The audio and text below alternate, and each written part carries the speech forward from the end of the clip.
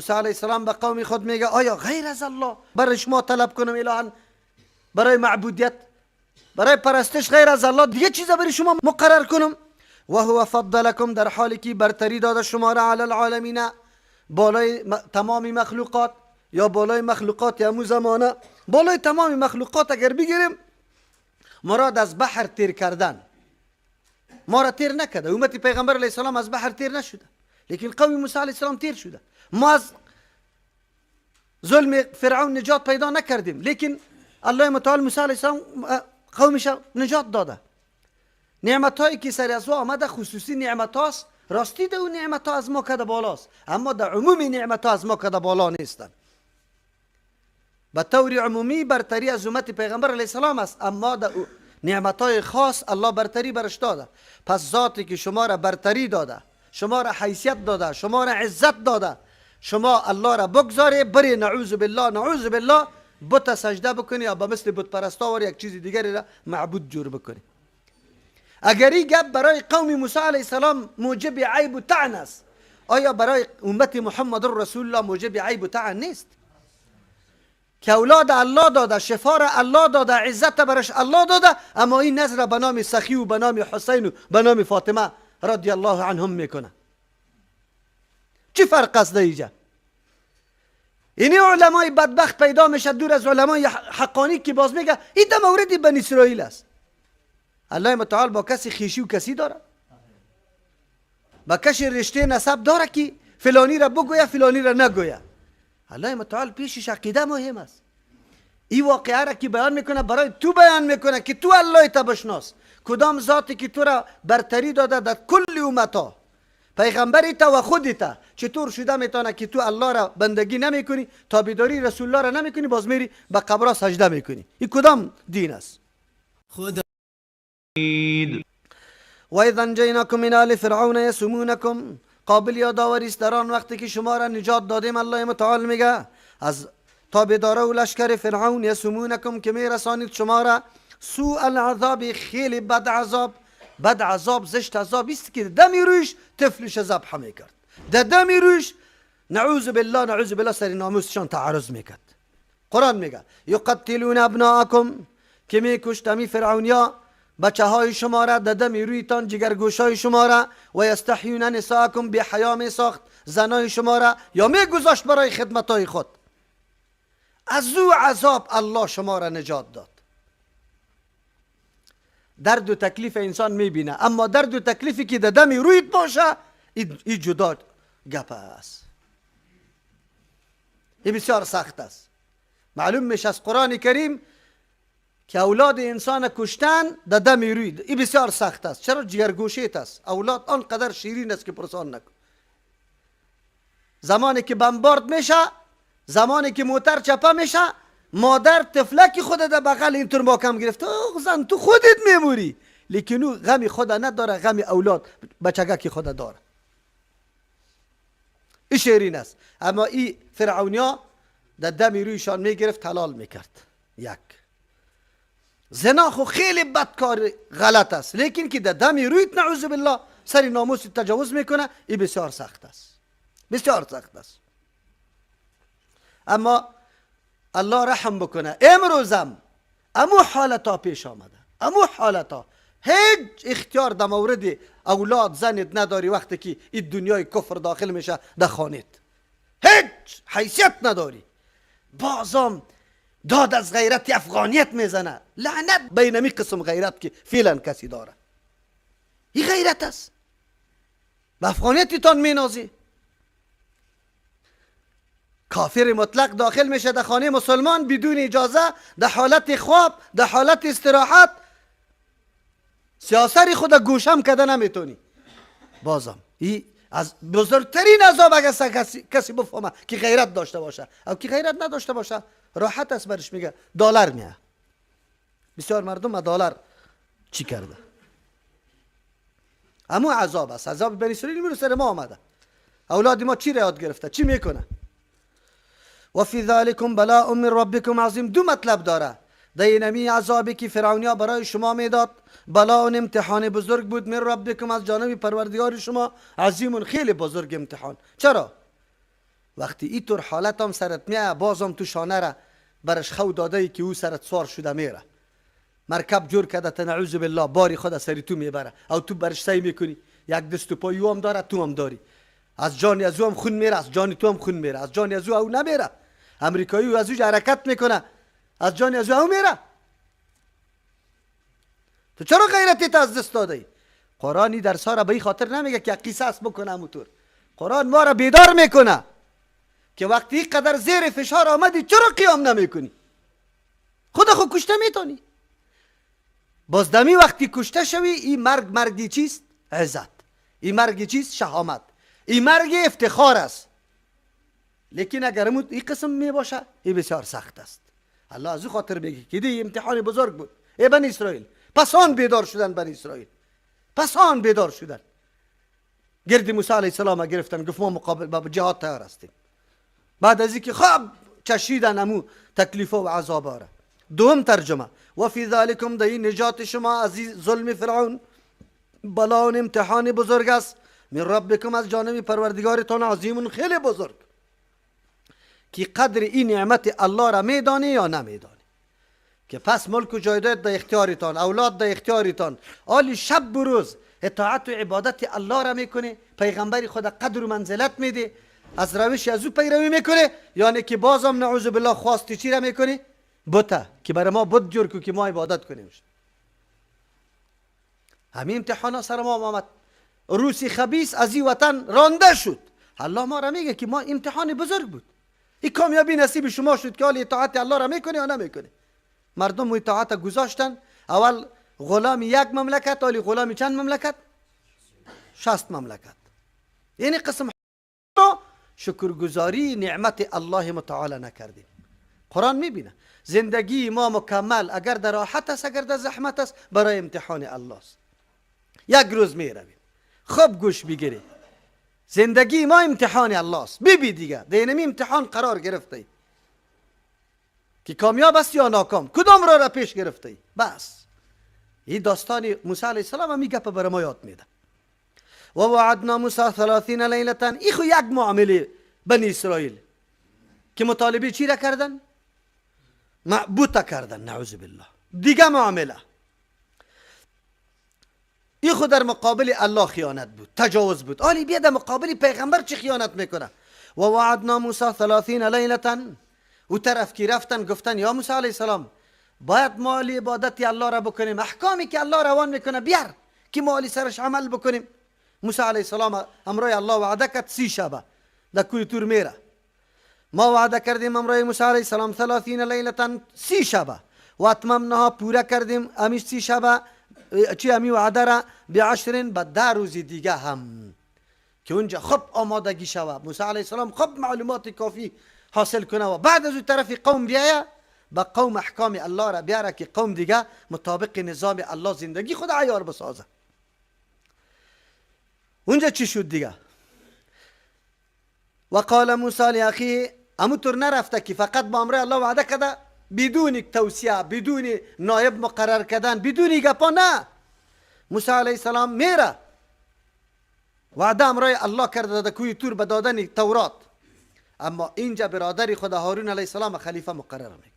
هر کس که در کدام مسئولیت و وظیفه باشه اگر کدام طرف حرکت میکنه ولو امام مسجد است، مسجد همونطور نگذار، ایره تسلیم کو به یک نفر که نماز تو بده.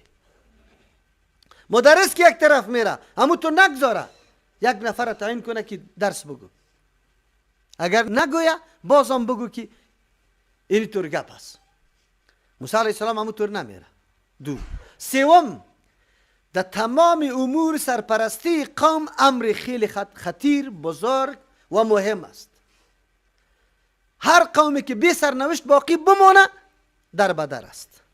از او خاطر موسی علیه السلام به خلیفه خود هارون علیه السلام توصیه میکنه. و قال موسی لاخیه، میگه موسی علیه السلام برای برادری خود، برادر نسبی است، پدر مادر قطعی است، هارون علیه السلام اخلفنی، ای جانشین مشو تا وقت آمدنی مرا فی قومی، دری قومی ما. خو فکرت بگیری و اصلاح بیار، تلاش بکو.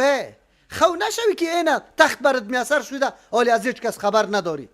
بگردی مراقبت کنی که در مردم فتنه پیدا نشه. هارون علیه السلام خلیفه موسی علیه السلام است. موسی علیه السلام برش میگه اصلاح را به بار بیار، نگذاری که فساد پیدا شود، آتش فساد داغ شود. علمای ای امت خلیفه کیست؟ رسول الله صلی الله علیه و سلم، وارثای پیغمبر علیه السلام است. نگذاره که در امت خلا پیدا شود، در امت رخنه پیدا شود، یا از شرک، یا از بدعت، یا از گناه های دیگه، چی شراب، چی زنا، چی هر چی باشه.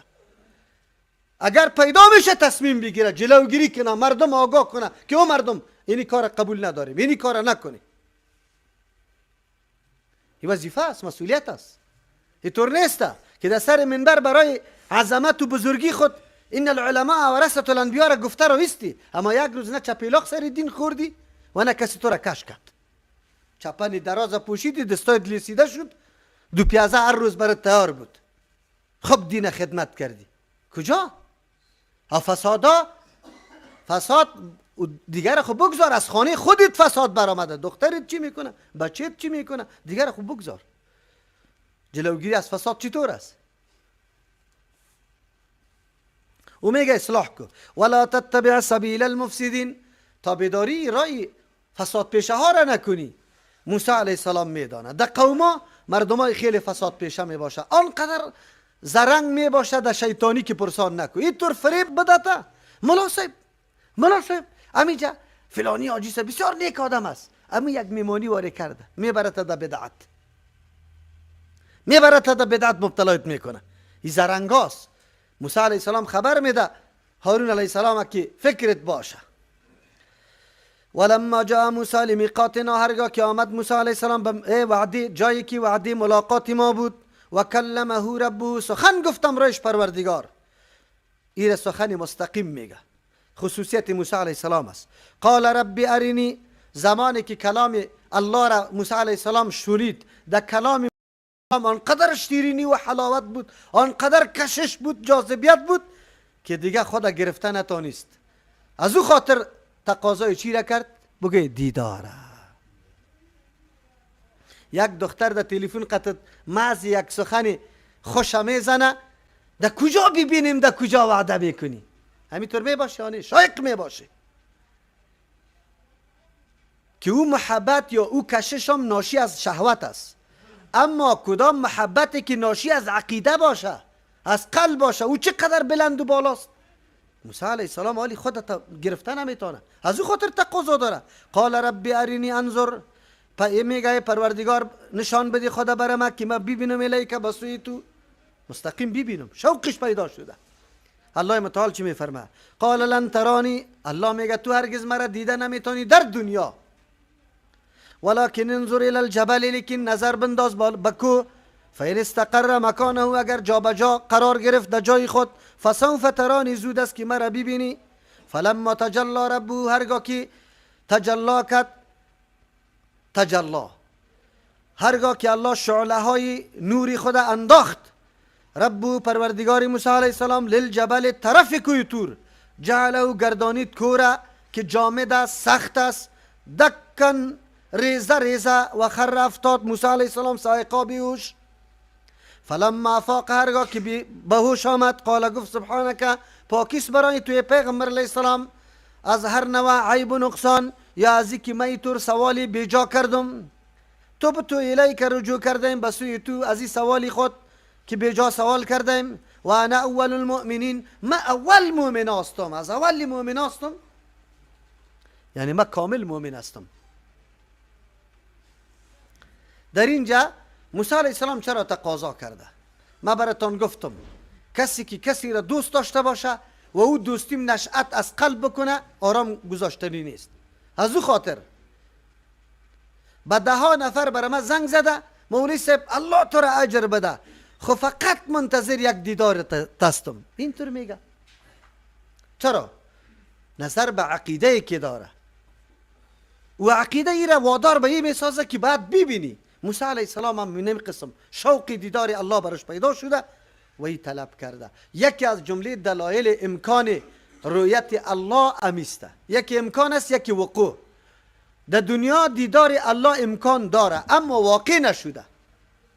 واقع چرا نشده؟ نظر انسان ها قابلیت دیدارش نداره. در آخرت که کدام دیدار الله به کسی میسر میشه، به این نشأت، به این خلقت نمی باشیم. اونجا خلقت دیگره، قوت دیگری را الله بر ما عطا میکنه که مستحق دیداری کی میشیم؟ الله متعال میشیم. اما امکان وجود داره. دلیل دعای پیغمبر به امر محال نمی باشه. پیغمبر در موضوع شریعت اولا بر شخصی است که کل مسائل شریعت میدانه. زمانی که موسی علیه السلام سوال میکنه معلوم شد که امکان است. از او خاطر چرا این محال طلب نمیکنه؟ یک دلیلش همیست. دوم دلیل، الله متعال نگفت که مرا دیده، لن ارا، هرگز من دیده نمیشم. میگه تو دیده نمیتونی. دیده میشم خود تو نمیتونی. چرا نمیتونی؟ قابلیت و توانمندیش فعلا در دنیا به نظرهای شما داده نشده. خلاص. از امو خاطر باز میگه که در طرف کو بی اگر دیدار ممکن نمی بود الله چی ضرورت داشت که کو؟ میگفت که من دیده نمیشم دیگه خلاص. نه، میگه دیده میشم خو لیکن توانمندی وجود نداره. از تو که در سختتر جامدتر که هیچ چیز نمیدانه به نظر تو ولی خیلی قوی و محکم از کوز سنگ است. اما بی که جلوی یا شعله نوری په الله متعال سر زو بتابه که والی چی میشه؟ موسی علیه السلام دید که حالت در کجا رسید. از او خاطر یکی دیدار در قیامت است و یکی دیدار در دنیا است. دیدار در دنیا ای واقع نشده، اما در آخرت واقع میشه. بلکه از جمله نعمتهای بزرگ جنت بزرگترین نعمت دیداری کیست؟ الله متعال است. از همون خاطر است زمانی که الله از جنتی ها پرسان کنه که چی چیز دیگه مطالبه داره، جنتی ها میگه یا الله دیگه چی برای ما داده شده؟ چیزی نبود که باقی مانده باشه. الله متعال میگه یک چیز باقی مانده. بعد از او چی میکنه؟ بگه خدا آشکارا میکنه برای جنتی ها کل نعمت های جنت از یادشان میره زمانی که چی؟ الله دیدارشان نصیب میکنه. و در اوج باز اعلان چی میکنه؟ رضامندی خود از بنده ها میکنه. الله در او زمره ما و شما هم داخل بسازه.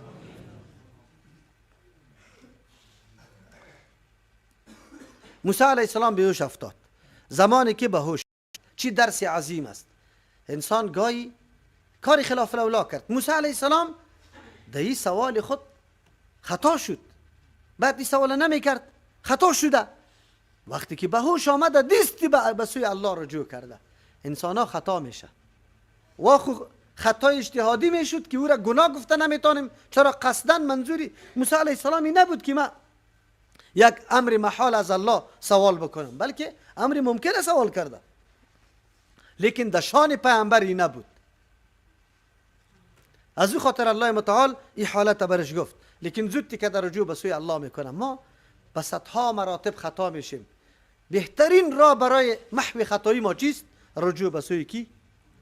نسبت پاکی به الله کردن، نه به خود.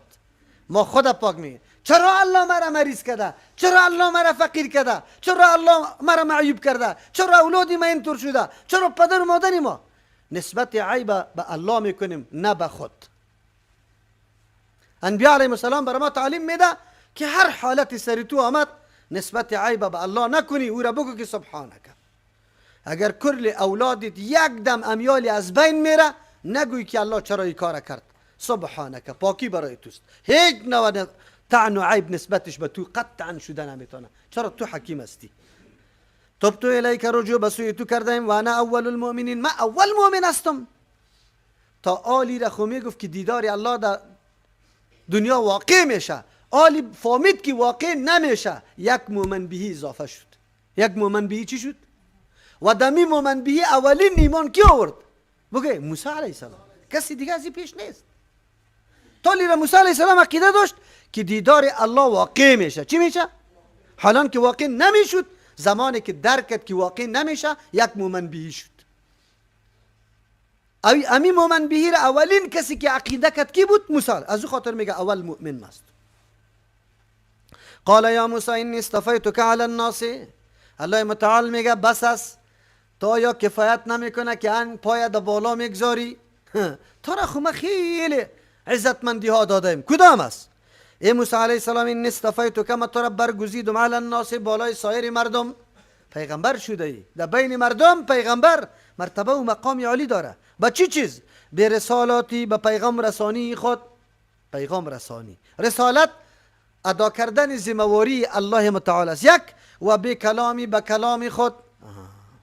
فخذ ما آتیتک، بگی آن چیزی را که برات دادیم به اجتهاد و کوشش و عمل. و کن من الشاکرین، شو از جمله کسایی که قدر نعمت بدانه. قدر نعمت چیست؟ تبلیغ و دعوت. اینی که پاره بکو، اینی کار بکو. دو نکته خیلی مهم است. الله متعال برتری خود به موسی علیه السلام میده که تو را مکلف برساندن پیغام خود ساختیم. این درجه است، این برتری است. از او خاطر بشارت عظیم برای دعوتگر است. اگر شخص دعوتگر به خاطر رضای الله متعال سخن الله را به هر کسی میرسانه، الله امو فضیلت برش داده. بعد بدانی، ما بارها براتان گفتیم که انسان بس اوقات آن قدر که وقتی فشار از هر طرف زیاد شوه، مصیبت، تکلیف، رنج، نظام خانواده، همه چیز بر هم خورده می باشه و در دست یک روپه هم نمی باشه. آدم میگه که من خدمت دین الله را میکنم و من اینطور حالت هستم. لیکن یک نقطه را اینجا باید در نظر بگیری. این میره شکرگزاری که در بین مخلوقات الله تو را انتخاب برای دعوت کرده. خدا تکلیفات خود زیاد است، لیکن امی کلی تکلیفات واسطه هم یک نقطه چی میشه؟ ورداشته میشه، از بین میره. چرا؟ امی خوشی را بکو که یا الله در بین این قدر مخلوقات مرا توفیق دادی. نه برای ملکی، نه میری، نه پاچایی، نه برای کدام مادیات دنیا کسی را ما دعوت میدم، صرف به خاطر رضای الله، به خاطر رضای تو. قرآن میگه این فضیلت است، این مرتبه است. خود قرآن بیان میکنه. دوم شرافت به کلام است. الله مستقیم کلام کرده به امرای موسی علیه السلام. پس هر کس که رابطه با کلام الله داره بالکل شرافت الله برش داده. از امو خاطر است که اهل القرآن یا با قرآن کلامی کیست؟ الله متعال. کسی که به این رابطه داره، به هر نوع رابطه، تلاوت، فهم قرآن، عمل به احکام قرآن، کلش رابطه با قرآن است. این شرافت است، بر کس نصیب نمیشه. این یولی موقع فخرتان است. در این زمستان، در اینمی برف از جاهای دور الله شما را انتخاب کرده برای چی؟ شنیدن کلام خود. اینمی فضیلت است. الله داد، الله از پیش ما نگیره. کل عمر ما را الله متعال یقینا در قرآن مصرف کنه، در خدمت قرآن. از او خاطر میگه فخذ ما آتیتک فی الالواح بود. نصیحت چی را میگه؟ آن چیزی که انسان طرف اطاعت دعوت میده و از گناه چی میکنه؟ معصیت منع میکنه. تورات هم عمل به نمیتون بود، مثل که قرآن هم موعظه است. بهترین نصیحت اگر به کسی نصیحت میکنی به قرآن نصیحت کن. و تفصیلا لکل شیء، شرح کننده، تفصیل کننده برای تمام چیزا. اینجا مراد از تمام چیزا کدام است؟ عقاید، اخلاق، عمل، معاملات، کل چیزا مکمل به تفصیل بیان شده. قرآن هم بیان کرده، تورات هم بیان کرده. خود چی رقم بگیرشه؟ فخذها، بگی اینمی الواح، همی تخته ها را بقوت، با قوت عمل. ای تو نباشه که سرسری کتابی ثواب باری هر روز بخونیشه، هر روز بخونشه خلاص ثواب داره. نه، چی دستور برد میده کتاب الله؟ واقعی بنی اسرائیل تیر شد. غیرت تقاضا داره که کسی در خانه شب داخل شود بدون اجازه؟ دیگه وقت اگر یک نفر همسایه که تو بیرون رفته خود در خانه یک شاسریت است که پس بیایید می اولی گیر کنی، پرسانشان نمی کنی که چی میکردی، میدوی طرف تفنگ دز میزنی. همسایت است، از اسلامیتش هم خبر داری، شاید ضرورت هم داشته باشه، لیکن غیرت اونمونجا غیرت اینقدر ایجاب نمیکنه که چرا به اجازه من نیستم در خانه داخل شده. اما امروز چی گپ است؟ دنیای کفر یک عالم لشکر کفار داخل میشه، زنی تلاشی میکنه،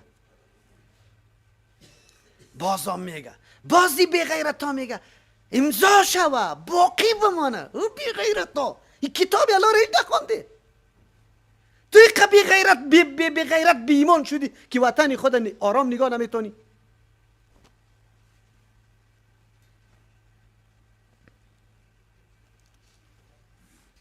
بدی اختیار به مردم.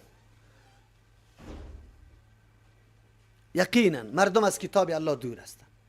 در عمری آیت خوانده، در ختمه زیاد خوانده،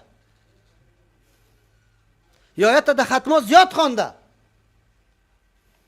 ملاهای امام خوانده، خلی که آیت به این مقصد و نیت نخوانده که این آیت برای ما چی درس میده. قرآن موسی علیه السلام الله امر میکنه بقوت، با قوت عمل بگی. الواح تخته هایی که برای داد این برای عمل است. و امر قومک یأخذوا باحسنها، قومی تم امر بکو که بگیرن باحسنها، با خوبترین کارای از او. دو قسم گپا بود، یکی واجبات یکی مستحبات. نه تنها واجبات و فرضیات ادا کنه، این مستحب نگذاره، کلش بگیره، قومت باید سرش عمل بکنه. این نمی حکم برای موتوام است. الله موسی علیه السلام تورات داده، تخته ها را بری تو کتاب الله قرآن داده. او مشتمل به موعظه و تبیانا لکل شی بود. قرآن هم موعظه و تبیانا لکل شی است. اونجا هم امر به قوت شده بود، تو را هم امر به قوت شده. بس خلاص دیگه، یکسان است، واقعا یکسان است. ما تو را هم دعوت میده به طرف قرآن رجوع کنیم، مطابق قرآن فیصله خود بگیریم، نه رأی و نظر احمد، نه از فلان نه از فلان. قرآن چی میگه، چی دستور میده، این میره ما کم میگیریم. کافر اجازه میده که بمانه یا نه؟ اگر اجازه میده چه قسم اجازه میده، با کدام شرایط؟ سوریکم دار الفاسقین، زود است که ما شما را نشان بدم جایی بودو باشی فاسقا را. دو مطلب داره، یا در دنیا اگر شما به این تورات عمل کرده، کلتان با قوت عمل تورات شما گرفتی، یک زندگیتان عملی کرده، خود به خود دنیای کفر از بین میره. دار فاسقین، جای بودو باشی فاسقین به شما نشان میدم، شما اونجا مسکن گزین میشه. مردم ها هزار سوال میکنه چرا مسلمان ها به کدام راه پس عزت به دست میاره؟ به سوی الله، کتاب الله رجوع کنه، متحد شوه. به کتاب الله که رجوع کردی، تو را دعوت به توحید میده، تو را دعوت به اتفاق میده. قرآن نمیگه که تو حنفی شو شافعی شو، نمیگه که تو فلانی حزب شو فلانی حزب شو. قرآن برات میگه فقط دین اسلام است، یک نظام است، بندگی یک الله را بکن، رهبری یک محمد رسول الله صلی الله علیه وسلم. اینی تو روان شو. حالی توده های مختلف پراگنده کلگی یک جای میشه، اینی طور یک جای میشه. باز ضرورت به این نیست که افغانستان نام بمانی، او را پاکستان، او را ایران و او را عربستان. باز میگیم سرزمینی کی؟ اسلام. خلاص. باز دیگه دنیای کفر چطور آمده میتونه؟ اگر در سوریا هر قدر ظلم میشه، ما در پالویش افغانستان نشسته آرام میگم سوریه است. اگر افغانستان هر قدر جویای خون روان میشه، پاکستان بگه که افغانستان است، من چی کار دارم؟ اونجا او طور نیست. اصلی مقصد دنیای کفر که تلاش کرده، به می خاطر تلاش کرده که امت چه قسم پاشان بسازه، به کدام عنوانا، به کدام طریقه ها، حتی به طریق دین، به نام دین. مذاهب به کدام نام است؟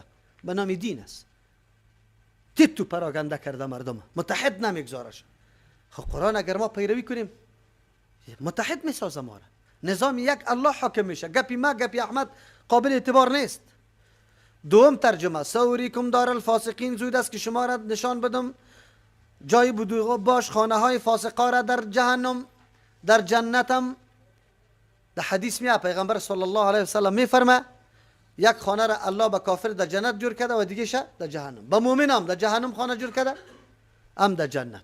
مؤمن خانه جهنمش برش نشان میده که اونم خانه برای تو جور شده بود. اگر راه غلط در پیش میگرفتی اونجا جایت بود. بسیار شکرگزاری میکشه، باز سخت خوش میشه، چرا که از او خانه بدبخت نجات پیدا کرده. اما کافر خانه جنتش نشان میده، میگه اونه اگر تو عمل میکردی اونو خانه برات میرسید. سخت اظهار افسوس و حسرت میکنه که وای وای چقدر آسان گپ بوده دنیا، لیکن ما کدام راه را پیمودم.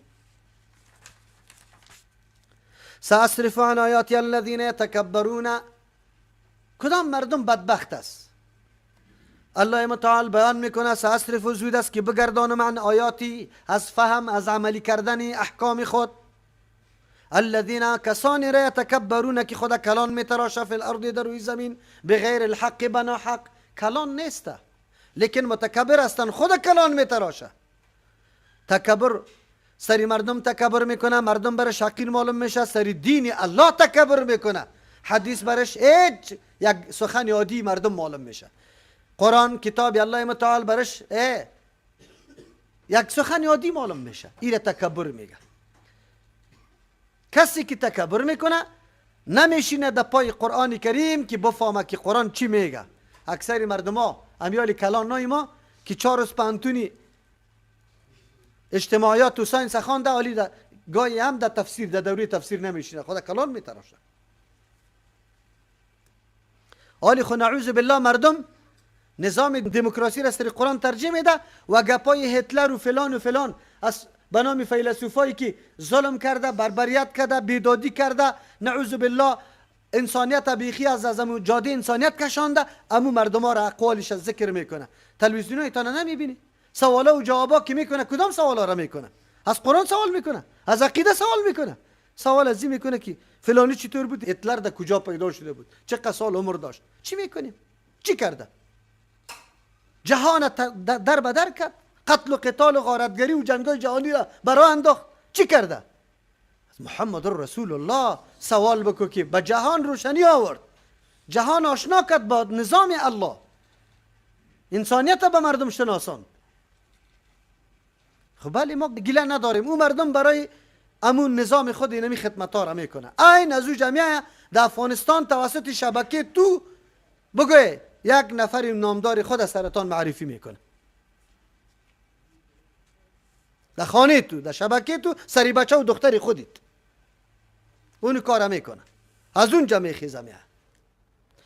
سأصرف عن آیاتی الذین، زود است که بگردانم از آیاتای خود، از فهم آیاتای خود، الذین مردم را یتکبرون که تکبر میکنه فی الارض در روی زمین، بغیر الحق بنا حق، و قدر کلان نیست و او قدر معلوماتی کافی نداره، خو لیکن خدا نعوذ بالله آمدن در مسجد در ترجمه قرآن کریم نشستن ایره عیب میدانه.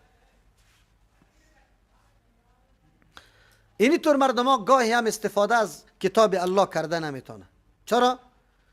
نه قرآن میفهمه و نه استفاده میکنه. چرا؟ به خاطر که تا آلی رم در پیش نظر مردم ما قرآن یک کتابی ثواب است، ثواب خلاص سری مردا خوانده شود دیگه با کسی ضرورت نیست، هیچ قطعی کسی سر و کار نداره. و ایرو کل آیت، اگر ببینه تمام آیات را، معجزه را، لا یؤمنو بها، ایمان هم سرش نمیاره. چرا؟ مانع این دور نیست که نمیفهمه، مانع ایست که تکبر میکنه، خود کلان میتراشه، از او خاطر ایمان نمیاره. و یرو سبیل الرشد، اگر ببینه راه هدایت، لا یتخذوه سبیلا، او را راه خود جور نمیکنه که دو روان شوه. و یرو سبیل الغی، اگر ببینه راه گمراهی را، یتخذوه میگیره او را سبیلا، راه خود. چرا اینطور میکنه؟ ذالک بانهم کذبوا بآیاتنا، ای به خاطر عزیز که نسبت دروغ کرده با احکام ما، با آیاتای ما، و کانوا بودن عنها غافلین، از این خبر. بسیار نکته جالب است در عصر حاضر ما. الله کسی ظلم نمیکنه، چرا میگردانه مردمایی که تکبر میکنه؟ تکبر که در قلب الله برات داد، همی فکر و همی گوش و همی چشم، همی وسایل برات داده که توی نمیره بشنو، اما تو تکبر میکنی برای ازیا، قطعا آماده نیستی، قرآن نمیشنوی، رای توحید نمیبینی، تفکر سرش نمیکنی. حالی ما به چشم سر میبینیم، اگر رای هدایت برش نشان میدی قطعا را نمیگیره. بیا کش کده، بیا که بریم نماز بخوانیم، بیا بریم در درس تفسیر، اج نمیکنه، این قبول نداره. اما و یرو سبیل الغی، الکی اونجا چیسته؟ ستاره افغان سازنده اونجا چیسته؟ رقص است اونجا، با چی است؟ خواندن است، سینما است. باز او هیچ کس نه کش کدش، نه تکت هم میده، پیسی تکت هم میده، داخله میکنه. چقدر وقت پیش، یک ماه پیش تبلیغات میشه از طریق تلویزیونا، کسی دیگری هم نه، امی تلویزیونا امور دعوت میده، پول و پیسه هم برش میده، یک ماه برش کمپاین هم میکنه. بعد از او چیسته؟ زمینه را جور میکنه برای از اینکه کنسرت فلانی خان است، ستاره افغان است، ستاره افغان، رسوایی و شرمندگی افغان. او را یک تلویزیون شما دیده که برای دوره تفسیر قرآن کریم یک دفعه مفت اعلان کنه همین قدر بگه که در فلان مسجد دوره تفسیر قرآن شروع شده؟ دیده؟ مردم ما مونمتور است. قرآن خود میگه اگر رای گمراهی را میبینه هجوم است، اگر رای رشد میبینی، ما با خواهرها موتر میگیریم لیکن کس نمیه، ترجمه مفت است، کس نمیه، نمیشینه. باز ملامت چی میکنه؟ الله در تقدیر چی کرده؟ الله در تقدیر چی کرده؟ تو را گفته اینی را محکم بگی، تو کدام طرف رفتی؟ چی میکنی؟ در اختیاری خود. قرآن میگه چرا اینطور کار میکنه؟ ذالک بانهم، اینی طور گپا ناشی از دو نقطه بشه. یک نقطه بالکل عقیده نداره که بله آینده ما آخرت داریم، روان هستیم، عذاب قبر است، از ما سوال و جواب میشه، جنت و دوزخ است، پل صراط است. این گپا را عقیده نداره. کسی که گپا را عقیده نداره برالا گپ است سینه ماست. او مسجد چی میکنه؟ ده یا بی سرد بره وضو کنه، باز چیست دستای شام یخ گرفته بیا باز در مسجد اینقدر وقتی خود تیر کنه؟ نه خو عقیده نداره. اینطوری راه های غلطه که میپیمه کسایی است که عقیده نداره. بانهم کذبوا بیااتنا، یک عقیده داره لیکن ما مسلمان ها وری خواب غفلت برده شه، ناگاست. از او خاطر میگه و کانوا عنها غافلین بودن از او آیاتای ما. الله متعال میگه غافلین بی خبر. امیالی چقدر غافل است از آیاتای الله. این قرآن که آیاتا چی درسی برای ما میگه؟ غافل نیستن. ملاها غافل است دیگه، خوب بگذار. کسایی که 30 پاره قرآن کریم حفظ داره، حافظای ما کم یک دفعه حافظ شد خلاص شد دیگه، آسمان دا آسمان رسید که عذر برش بکنی که او قاری صاحب ولی برو ترجمه قرآن کریم بکن. نه نه نه نه نه نه نه نه. تلاش است، تلاش است، بدو از خیرت است، ولی نه خوب تلاوت میکنه، خوب تلاوت میکنه. اینمی تلاش هاست خیر و خلاص. کابل که بری در هر جا یک دارالحفاظ است، در هر جا یک قاری صاحب شروع است.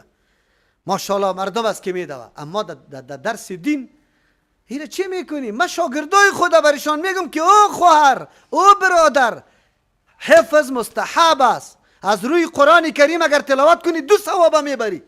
چشمی تام در کار میشه، زبانی تام در کار میشه، 2 اعضای دینجا کار میکنه. اگر از یاد میگی تنها حافظیت از خیر و خلاص. اینجا 2 عضو ثواب میبره، اونجا 1 عضو. او ماشاءالله قرآن کریم خیلی قدر زیاد است که در خانه 20 قرآن کریم است. حفظ مستحب است. او یقین به الله بکو. از درسی من میخیزه، میگه من میرم در حفظ. از درسی تفسیر میخیزه، از درسی عقیده میخیزه. تا این اندازه را حالت خراب است، درک نمیکنه. او خواهرم رکوی تا درست کو. حالی تو چی میکنی که میری حفظ میکنی؟ سجده تا درست کو، نمازی تا یاد بگی. او بیا در طور نکو، بیا قرآن بخون. نه، چرا؟ غافل هستن از آیات قرآن، غافل هستن. قرآن میخوانه 30 پاره در سینهش است، اما وقتی سوال میکنی که الحمدلله چی مطلب داره؟ امی قاری صاحب است، زن خود گرفته. کجا میری قاری صاحب؟ غزنی.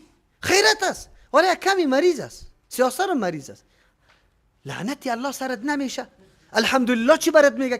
کلمه الحمدلله چی برات میگه؟ اولین پیام قرآن کریم برای تو چیست؟ این حالات ماست، از آیات الله غفلت است. بالکل. والذین کذبوا بآیاتنا، کسانی که تکذیب میکنه آیات های ما را، الله متعال میگه هیچ نظر توجه به این نمیکنه. و لقاء الاخرت، از ملاقات روز آخرت. این مردم ها چی دستاوردی داره؟ حبطت اعمالهم، برباد شده عملایشان. چرا؟ هر عمل که قابل اعتبار میشه به اعتبار توحید، عقیده توحید و ایمان میشه. او این مردم ها خود تکذیب کرده، ایمان نداره. اگر یا کارای نیک هم داشته باشه بازم کارای نیکشان چیست؟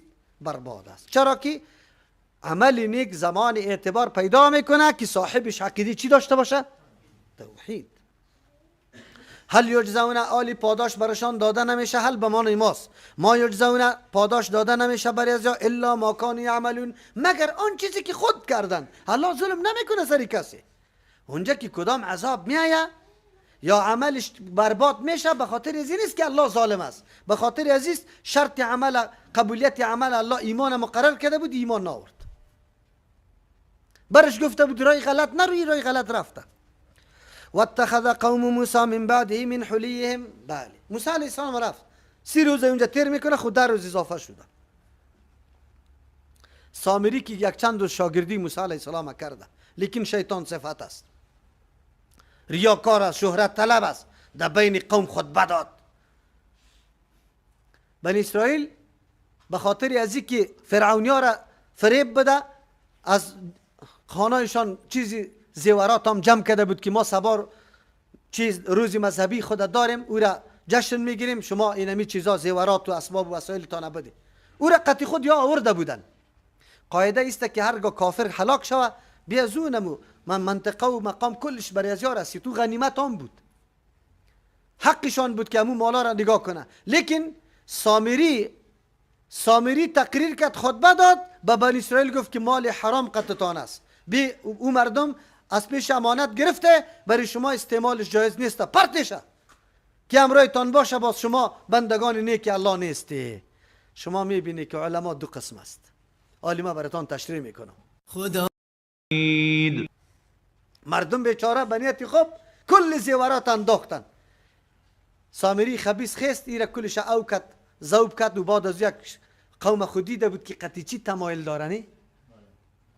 محبتشان امرای چی بود؟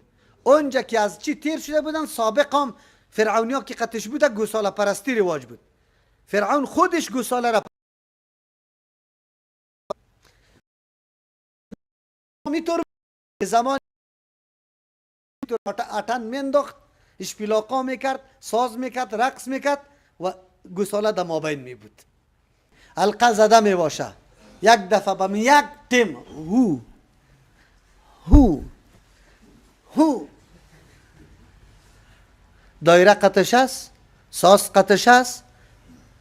کلیپا را دیده؟ زن و مرد یک جای ملاق میزنن نمیزنن؟ میزنن. این عبادت الله است. نعوذ بالله. چقدر الله عقلی مردمی هوشیاره که ببینید جسه هر کدامش ببینی تو میگی این آدم، اما الله امی عقل نداده که عبادت الله به می سیستم است. رسول الله صلی الله علیه و سلم امی قسم عمل کرده. پیغمبر عبادت به حلقه ها کرده، به ساز و سرود کرده، به نی و بی کرده. باز یک رقص به نام رقص مولانا یاد میکنه. عجیب است. اگر مولا رقص بکنه رواست، اگر رقاصه رقص بکنه این حرام است، این کفر است. اگر مولا رقص بکد پروا نداره. اگر دیگه کس کد باز چیست؟ حرام است. عجیب است. الله رحم بکنه. اینی مشکل است. قرآن کریم این واقعات برای ما بیان میکنه. سامری خبیث فهمیده که مردم قطع گوساله پرستی سخت گرویده هستند. دیست او کت شکل گوساله را جور کرد، ما بینش خالی بود، دهن برش جور کرد، پشتی سر شرمگاه برش جور کرد، شمال که میزد هو میکرد. مردم گفت اله موسی است. نعوذ بالله. مردم شروع کرد به پرستشش. موسی علیه السلام الله وقت خبر کرد که قومت گمراه شده. موسی علیه السلام دیگه مچم که مردم که میگه 100 کیلومتر در یک گام چی کرد؟ خلاص کرد. همین قدر عجله کرده آمده. قرآن برای ما بیان میکنه که چی گپ است. و اتخذ قوم موسی، ساختن قوم موسی علیه السلام من بعده، پس از رفتن موسی علیه السلام در میقات، من حلیهم، از زیوراتشان که مستعار گرفته بودن از قوم فرعونیا یا به طریق میراث و ملکت برشان باقی مانده بود. چی را جور کردن؟ عجلا، یک گوساله را. این گوساله گوشت و خون نداشت، شکل گوساله را. جسدا له خوار، کالبد بودی، این گوساله نبود، یک دانچه یا کالبدش بود. له خوارن که برای از او آواز بود. آواز هم به خاطری بود که شمال میخورد او وس میکرد. گاهی وقت همی دانای لاسپیکرم چی میکنه؟ که شمال میخوره او میکنه. الله متعال میگه این بدبختی و حماقت، ادناترین صفت الوهیت دایی دیده نمیشه که لا اقل تکلم است. چی است؟ سخن گفتن است. او یا سخن هم نمیگه یا پرستش نمیکنه. این بدبخت مردم. اگر امروز قوم موسی علیه السلام ملامت به این خاطر میشه که یا به خاطر گوساله را پرستش میکنه که تکلم کرده میتونه. قبر سخی صاحب تکلم کرده میتونه؟ چلگزی بابا تکلم کرده میتونه؟ بگی شما زیارت غزنی تکلم کرده میتونه؟ خیر چرا مردم میره برش؟ حاجت روا و مشکل کشا میدانشه. اگر طواف و پرستش از او کفر است، قرآن میگه آیا طواف و پرستش از اسلام است؟ توحید است. چی فرقی است؟ خواهی می گپ در مسجد گفتی با شیخ صاحب میبینه که ریشش تکی میرسه و نه که چی حال میشه؟ مردم سرش جمع میشه. چرا؟ به خاطری که ملت قرآن نشونیده کل عمر. اینقدر خب مولای ما بود 30 سال ایجا تیر کرد، 30 سال یک نفر خفه نساخت. یک نفر نه دوزه، نه قماربازه، نه زناکاره، نه شرابخوره، نه بینمازه، هیچ کسه.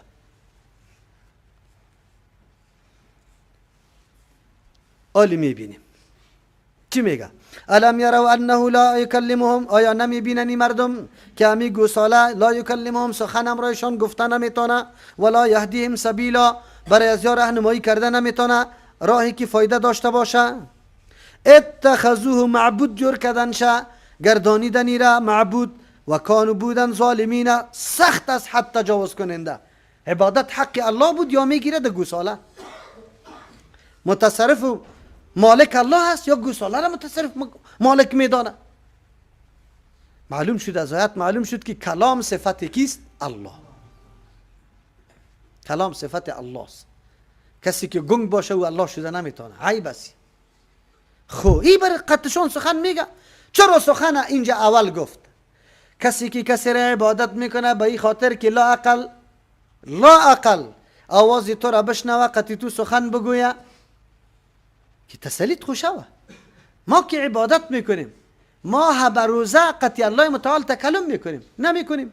در نماز که استاد میشه چی میگی؟ سبحانك اللهم و بحمدک و تبارک اسمک. بعد از او سوره فاتحه کلامی کیست؟ الله متعال است. سورتی که پیوست میکنی کلامی کیست؟ الله متعال است. تو سخن میگی. اینجا خو هیچ چیزی هم نیست. باز لا اقل بر از یک روی فایدمند خو نشان بده. گوساله احقرترین حیوانات، مردم سرش قلبه میکنه. با اونمو توانمندی خود تابع کیست؟ انسان است، مسخر برای انسان است. ابو بریزو تو ولما سقط فی ایدیهم دو معنا داره. هرگاه که انداخته شد پیش رویشان، موسی علیه السلام آمد که دید که گوساله پرستش میشه، گوساله را زد، پرچه کرد، بلکه ذوب کرد. چه دیگه؟ موسی علیه السلام به قصدی کار کرد. چرا؟ مردم ایره مالک نفع ضرر میدانست. موسی علیه السلام وارش اشخاص پیدا شود، دستی گوساله را پرچه چرا کرد؟ به خاطری که عقیده مردم درست شود که این گوساله وقتی معبودی ما بود از خود دفاع نتانست، یک موسی علیه السلام را گرفت پرچه کرد. حالی بر ما چی برسانه؟ شیخ محمد ابن عبدالوهاب رحمه الله زیارت ها را چپا میکرد. چرا چپا میکرد؟ کاری رسول الله را میکرد. پیغمبر امیرا علی را دلان مامور کرده بود که قبر بالا را نگذاری و همون کار عملی کرد.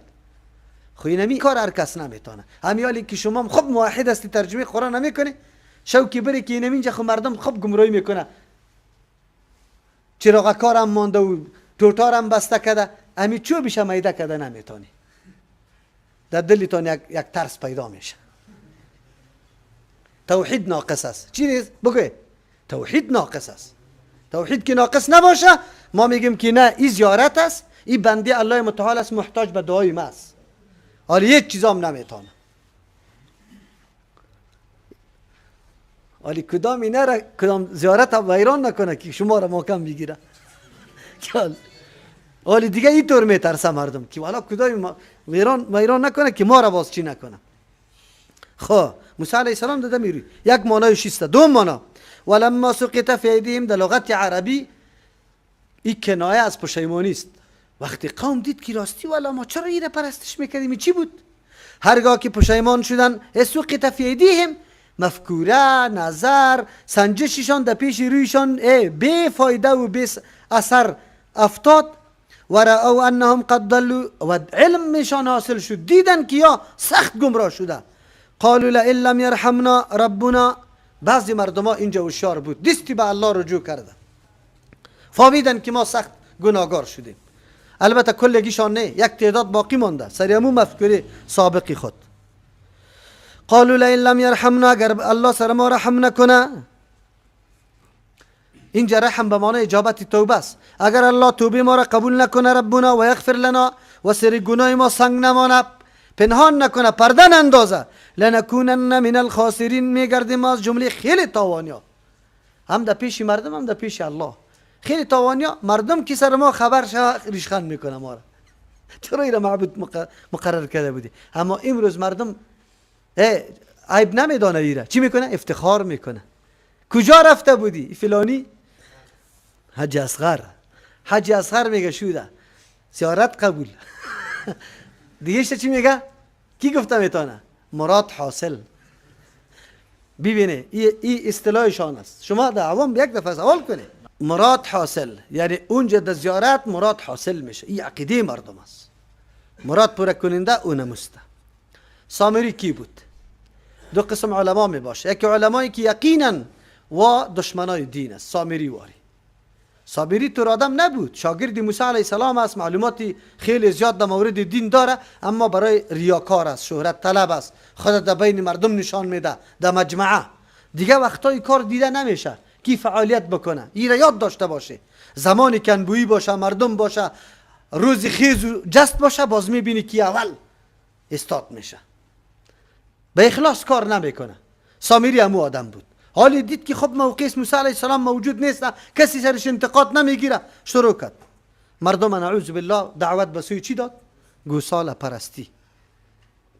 الله از سامری بدیش یاد میکنه و بعد میگه پشتی سر باز دیگه صورت الله متعالی طور جزای سختم برش نصیب میکنه که میخواست مردم ده خود جمع کنه. الله طور مرض درش لگان که مردم از پیش چی شوه؟ بگو تیت تو پراگنده شوه. حالی هر کس که برش نزدیک میشه لامساس گفته چیخ بزنه که برای من نزدیک نشو که مرضی ما تو را میگیر. برو بخیر. سامری بد است. چرا؟ مردم دعوت به سوی گوساله پرستی کرده. اگر کدام ملا، اگر کدام صوفی، صاحبزاده، ملازاده، آقا، هر کسی که باشه که تو را دعوت به سوی قبر پرستی و شخص پرستی میکنه، هیچی تو است. این درست است؟ این قدر داره؟ قیمت داره؟ قیمت داره. این قدر و قیمت داره. چرا قدر و قیمت داره؟ دستش در غوری که چیسته؟ بگوی چینی و ناشکن باشه، بازو آبش کجا میشه؟ مردم میخورشه. نیست در وطنی تا نمیالی؟ تا آلی را فعلا نیست؟ هسته. هسته. بلکل هست. همون مردمی که سالا مردم تباه کرد. سالا مردم روایت ها را از ما سوال استدلالای غلط میکنه. حالی نعوذ بالله دلشان است که پیشاب پیغمبر علیه السلام چی بگویه؟ پاک بگویه و با برکت بگویه. باز منظورشان پیغمبر خالی نمانده که پیشاب کنه که مردم بخورشن. ها؟ خیلی منظوری کیست؟ منظورشان کیست بگویه؟ منظورشان پیره. پیشاب پیر سایبالی نعوذ بالله دستار از سرش بشویند و بخورن. سامری ها را میشناسی؟ اینا لی سامری ها را بعد بشناسی. قرآن ای گپا را یاد میکنه. قرآن به خاطر از این نیست، ما درس میگیریم که کدام گپ بیایه که شرک چقدر بد است. ولما رجع موسی الی قومه، هرگاه که بازگشت موسی علیه السلام به قوم خود، نمیگیم که وقت تیر شده 1 ساعتم، خب هرگاه که بازگشت موسی علیه السلام به قوم خود، غضبانه که پر از غصه بود، اسفاً بسیار غمگین افسوس کننده. چرا غضب کرده بود؟ به شرک قوم خود. قال آمد اول مخاطب کی را؟ اگرچه قوم هم اول گفته، لیکن اینجا اول مخاطب برادر خود قرار داده. قال بئس ما، گفت که خیلی بد آن چیزی از خلفتمونی که شما پشتی سر ما جانشینی کرده. یعنی خیلی کاری بد است که شما بعد از رفتن ما کرده. من بعدی پس از رفتن ما، اعجلتم امر ربکم، آیا شما تعجیل کرده ده فرمانی پروردگارتان؟ شما خو منتظر ازی بوده کتاب الله بیا، میششتی که کتاب الله چی براتون بیان میکنه؟ کتاب الله نرسیده شروع کردی. و القل الواح، به بسیار جلتی تخته ها را گذاشت. انداخت، مانای انداخت اینطور نه انداخته که بی عزتی کرده باشه. به بسیار تیزی و جلتی من تخته ها را و خزه براس اخی، گرفت سر برادر خود از ریشش یجرو، در دیگه آیت ریششان میه کش که طرف الیه بسوی خود. قال گفتو ما برادرش ابن امه، بچه مادر این القوم استضعفونی، مرا ملامت نکو، کش نکو، مرا تهدید نکو. قوم مرا ضعیف دانستن، کمزور دانستن، و کادو قریب بودن یقتلوننی که مرا قتل کنن. فلا تشمت بی الاعداء، سر ما خوش نسازی دشمنا را، چرا که دشمنا خوش میشه که ما در پیش مردم تو کش میکنی مرا. ولا تجعلنی مع القوم الظالمین، مرا در جمله قوم مشترک شمار نکو، ما خود شرک نکردیم. قال رب اغفر لی، موسی علیه السلام فهمید که گناه بیادر نیست، گفت ای پروردگار بخشش کو برام ولی اخی برای برادرم، و ادخلنا فی رحمتک، ما را در رحمت خود داخل کو، و انت ارحم الراحمین، تو یقینا رحم کننده استی. موسی علیه السلام باز میگرده قوم شرک کرده، شرک قابل تحمل نیست، قابل برداشت نیست. از او خاطر موسی علیه السلام یک دم از غصه پر شده و مردم ملامت میکنه از دست زیاد که غصه است. امی تختای تورات همی زود کده میمانه. این زود ماندن مثلی است مثل که انداخته باشه. اگر انداخته باشه هم این عیب بالای پیغمبر نیست، چرا این گپ خیلی خطرناک بود. مسئله شرک خیلی خطرناک بود، از او خاطر شده میتونه در حالت غضب از پر از غصه شده. بعد از او برش میگه که شما تعجیل کرده از امر پروردگارتان. عبادات الله توسط راهنمایی پیغمبران علیهم السلام میشه، عبادات الله توسط رأی مردم نمیشه. از امو خاطر سامری که کدام گوساله را جور کرد مردم برای عبادت دعوت داد، این شرک و کفر شد و شرک و کفر شد. سامری عالم بود، شاگرد موسی علیه السلام است، اما کدام عمل کرده که برای مردم بنا کرده این قابل قبول نیست، رد است. بندگی امیر میگه که ما تابعداری رسول الله صلی الله علیه وسلم باشیم، که نقشه پیغمبر چی رقم است، چی رقم نماز خوانده، چی رقم روزه گرفته بکشیم.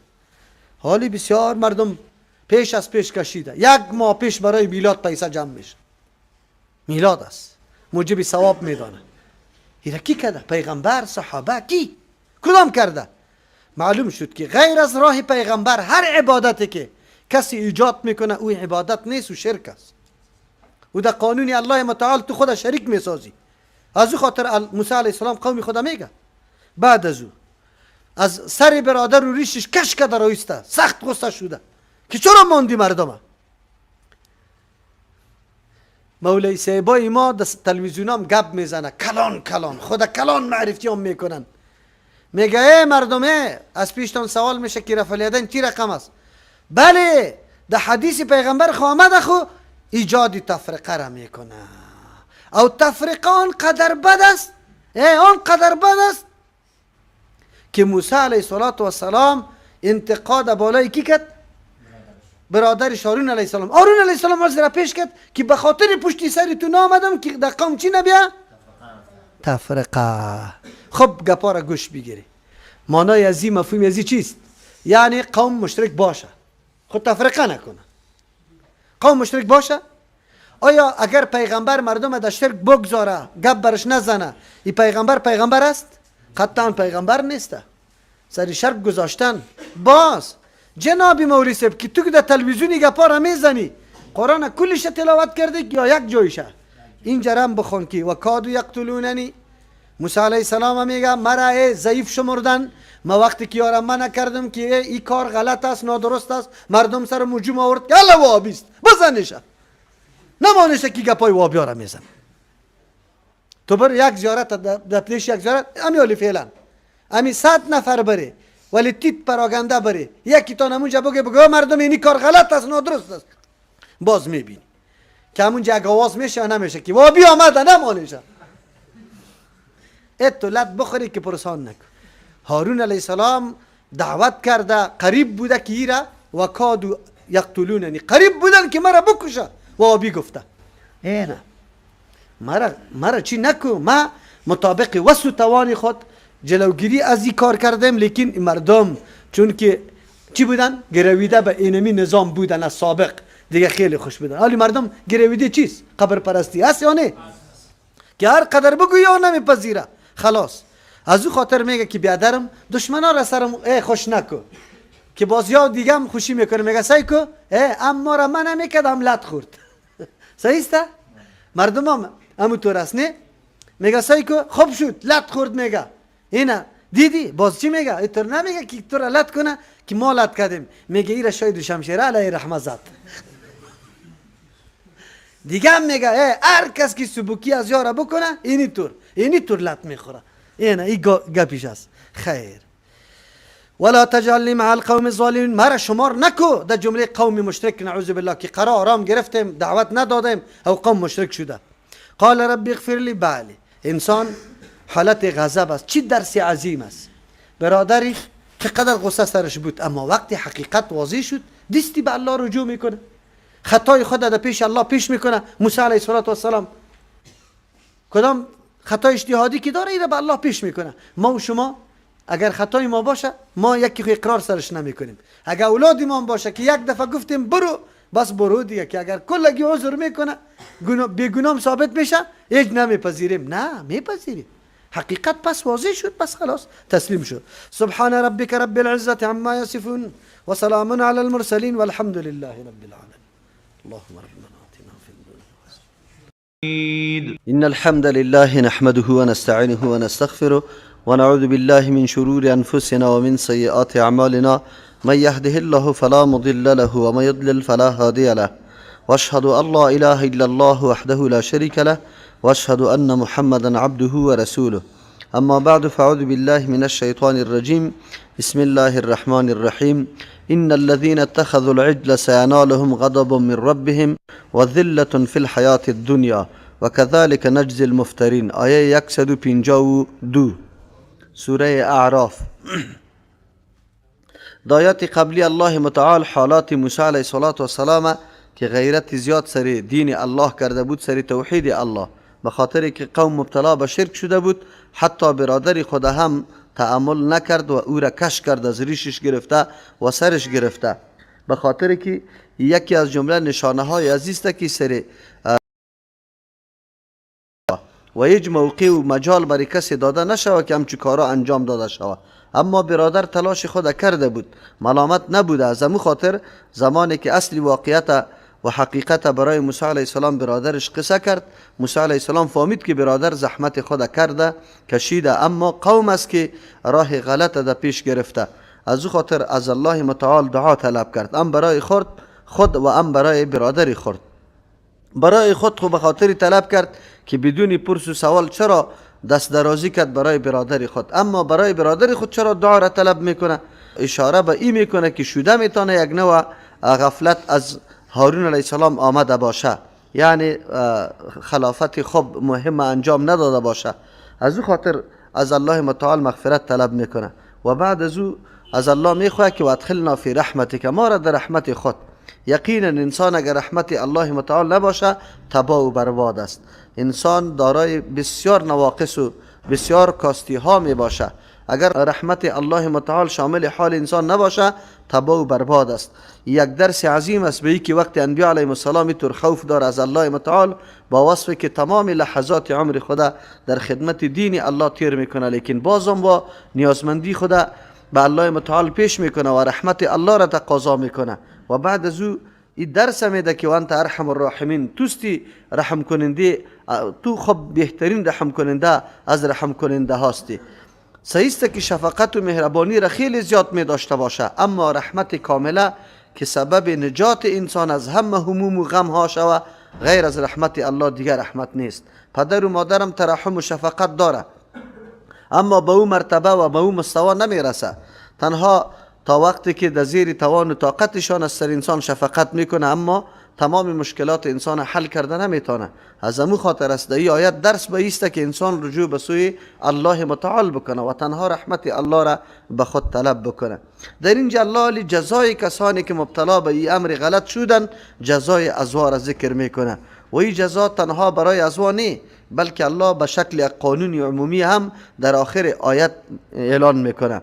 ان الذين اتخذوا العجل، یقینا کسانی که گرفتن یعنی ساختن گوساله را نعوذ بالله معبودی خود، سینالهم غضب، زود است که حاصل کنن برسه بر از یا غضب، من ربهم، از جانب پروردگارشان، و ذلت و خواری، ذلت یعنی رسوایی و خواری برسه فی الحیات الدنیا، در زندگی دنیا.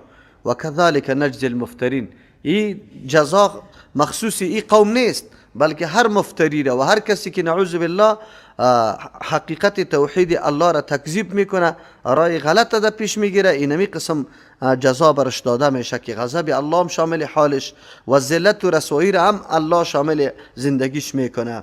در اینجا برای ما واضح شد که شرک سبب غضب الله متعال است و آنقدر غضب الله ای شد که توبهش الله قبول نکرد. بعضی مفسرین نمیتور توجیه میکنه به خاطر که تا وقتی توبهشان الله قبول نمیکرد، تا وقتی که آماده نشان که بکشن نفرای دیگه این مردم قتل بکنه، از همون خاطر الله امر کرد که یکی دیگه تان قتل بکنه. پس یکی دیگه خدا قتل کردن، آماده شدن به این گپ، چرا که یا کار خیلی ناشایسته را کرده بود. علتش چی بود؟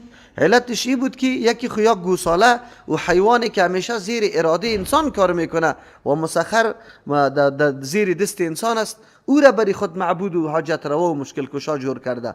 دوم است که یا نشانه های قدرت الله را قدم به قدم مشاهده کرده، معجزات موسی علیه السلام به چشم سر دیده ولی بازم مرتکب کار میشه. سوم است که این مردم آنقدر عجله و شتاب زده شدن که موسی علیه السلام وقتی زیاد تیر نکرده بود، فقط 10 شب از همون میعاد خود زیاد تیر کرده بود، اما یا اینجا راه گمراهی را در پیش گرفتن. معلوم شد که نبودن پیغمبر در یک امت این سبب گمراهی مردم میشه، اما اگر کسی عجله میکنه او زود گمراه میشه. یا همونطور کردن در 10 شب نبودن موسی علیه السلام نعوذ بالله به گمراهی مبتلا شدن. پس او کسانی که بعد از وفات رسول الله صلی الله علیه و سلم پابندی سنت پیغمبر میکنه و برای احیا و زنده کردن سنت پیغمبر محنت میکشه، قربانی میده، این مردم درجه خاص خود داره. چرا؟ به خاطر که نبودن پیغمبر علیه السلام یک انسان محبتش آنقدر قوی با پیغمبر باشه که از سنتش دفاع میکنه و قربانی میده، این آدم یکی از جمله امتیازات بزرگ میگیره. از همون خاطر است که پیغمبر علیه السلام سر اخیر امت هم افتخار میکنه، به خاطر از اینکه در حالت ندیدنی پیغمبر علیه السلام از سنت پیغمبر پیروی میکنه و راه دیگر منحرف نمیشه. از این آیت معلوم میشه که کسانی که بعد از وفات پیغمبر علیه السلام راه بدعت ها را یا شرک را پیش گرفته، یا عینا مثل قوم موسی علیه السلام واری است که او هم موسی علیه السلام گم شد، برای 10 روز اضافه موسی علیه السلام باز نگشت، مردم نعوذ بالله به گمراهی مبتلا شد. موضوع دیگه است که الله متعال میگه کسی که کار میکنه و کذالک نجزی المفترین، مفترین کسایی را میگه که یک چیز به دروغ جور میکنه. پس پرستش غیر الله متعال یا کمک خواستن یا حاجت خواستن از غیر الله این افتراست، به خاطر که این قوت و قدرت الله به کسی نداده که مشکلات کسی را حل بسازه. اگر کسی کار میکنه الله متعال ذلت و رسوایی را برش نصیب میکنه. سفیان ابن عیینه رحمه الله از جمله محدثین است، از جمله علمای خیلی بزرگ است. او میگه که هر کس در دین پیغمبر صلی الله علیه وسلم بدعت ایجاد کنه الله ذلت و رسوایی را نصیبش میکنه. گفت به دلیل آیت. کسی سوال کرد که کوکی در کدام آیتی گپ ذکر شده که توی گپ میگی؟ گفت اینا ان الذين اتخذوا العجل سينالهم غضب من ربهم وذله فی الحیات الدنیا. و مردکه برش گفت که خدا مورد بنی اسرائیل است. گفت آخری آیت بخوان و کذالک نجزی المفترین، اینمی قسم ما بدل میدیم، عوض میدیم کسایی که افترا میکنه. یعنی به مو سرنوشتی که بر اسرائیل مبتلا شده، هر کسی که امی قسم شیوه و را برای نعوذ بالله ایجاد دین جدید میکنه، اینمی قسم جزا را ما برش داده رایستیم. از همون خاطر میگه هر مبتدع اتمن الله متعال در سرش ذلت گذاشته. انس ابن مالک ابن انس رحمه الله میگه که هر مبتدع در سرش ذلت است. قدرت الله متعال همونطور است. جایی که مبتدع است سرش خم است، بسیار حقیر می باشه. شما نمیبینید در وقت گرفتن پول اسقاط چقدر زمین کاویده را ایستن بالا سعی کرده نمیتونه. اگر صدقه فطر مردم هم میگیره به اینطور خیلی گردن بلند گرفته نمیتونه. اگر در ختمان میره سرای خود پایین گرفته میباشه. چرا؟ به خاطر که یا بدعت میکنن الله متعال از ذلت سرشان مانده و هیچ عزت نصیبشان نمیشه. این گپ عادی نیست، قرآن خودش بیان میکنه. والذین عملوا السیئات، و کسانی که کارهای بد میکنه، قرآن کریم راه را بسته نمیکنه بالای کسی که مرتکب جنایت شده، بلکه راه را اعلام میکنه. امتیاز دین مقدس اسلام از نظامهای دنیا، در نظامهای دنیا یک کسی که جنایت میکنه برش جزا مقرر میشه، بندی میشه، حبس میشه، جریمه میشه.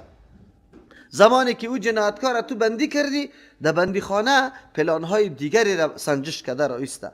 اگر سابق یک نقشه را یاد داشت، حالی 100 نقشه دیگر هم فرا می آموزه و دست به جنایت میده. عقدش بالا می روه، به جای از اینکه او باز دست به جنایت نزنه، شروع میکنه جنایت های دیگر هم انجام میده، چرا که عقدش کلان میشه. اما در نظام مقدس اسلام جنایتکار با وصفی که جزایش بیان شده، اما راهی را برش بیان میکنه که دیگه مرتکب جنایت نشوه. ولو که کفر و شرک باشه، الله متعال توبه را قبول میکنه. شرط است که شرایط توبه قبول شوه. 3 شرط توبه داره: به جرم سابق خود اظهار پشیمانی و دستی از این جرم خود کشیدن، از این جنایت دست برداشتن. سوم، عزم راسخ و قصد تصمیم قاطع گرفتن که ما آینده ای کار نمی کنم. این را توبه میگه و این شرایطش است، ولو که شرک و کفر باشه. از او خاطر یک تعداد مفسرین میگه این در مورد قوم موسی علیه السلام است، لیکن بعضی مفسرین قائل به است که مخاطب پیغمبر صلی الله علیه و سلم است. امتی پیغمبر الله تنبیه میده که اگر کسی مرتکب همچو جنایت شوه، راه خلاصی داره یا نداره؟ الله متعال میفرماید که بله داره، ولی شده میتونه که بیان برای ازوام باشه، برای دیگرها هم باشه. والذین عملوا السیئات، و کسانی که کارای بد یا خراب انجام میده. اینجا سیئات نظر به تفسیر مفسرین شامل شرک و کفر هم است. اگر کسی شرک و کفر هم کرده باشه یا گناه های دیگر کرده باشه، ثم تابوا، بعد از رجوع میکنه از این جنایت خود، من بعدها، پس از اینمی انجام دادن سیئات، و آمنو، ایمان میاره.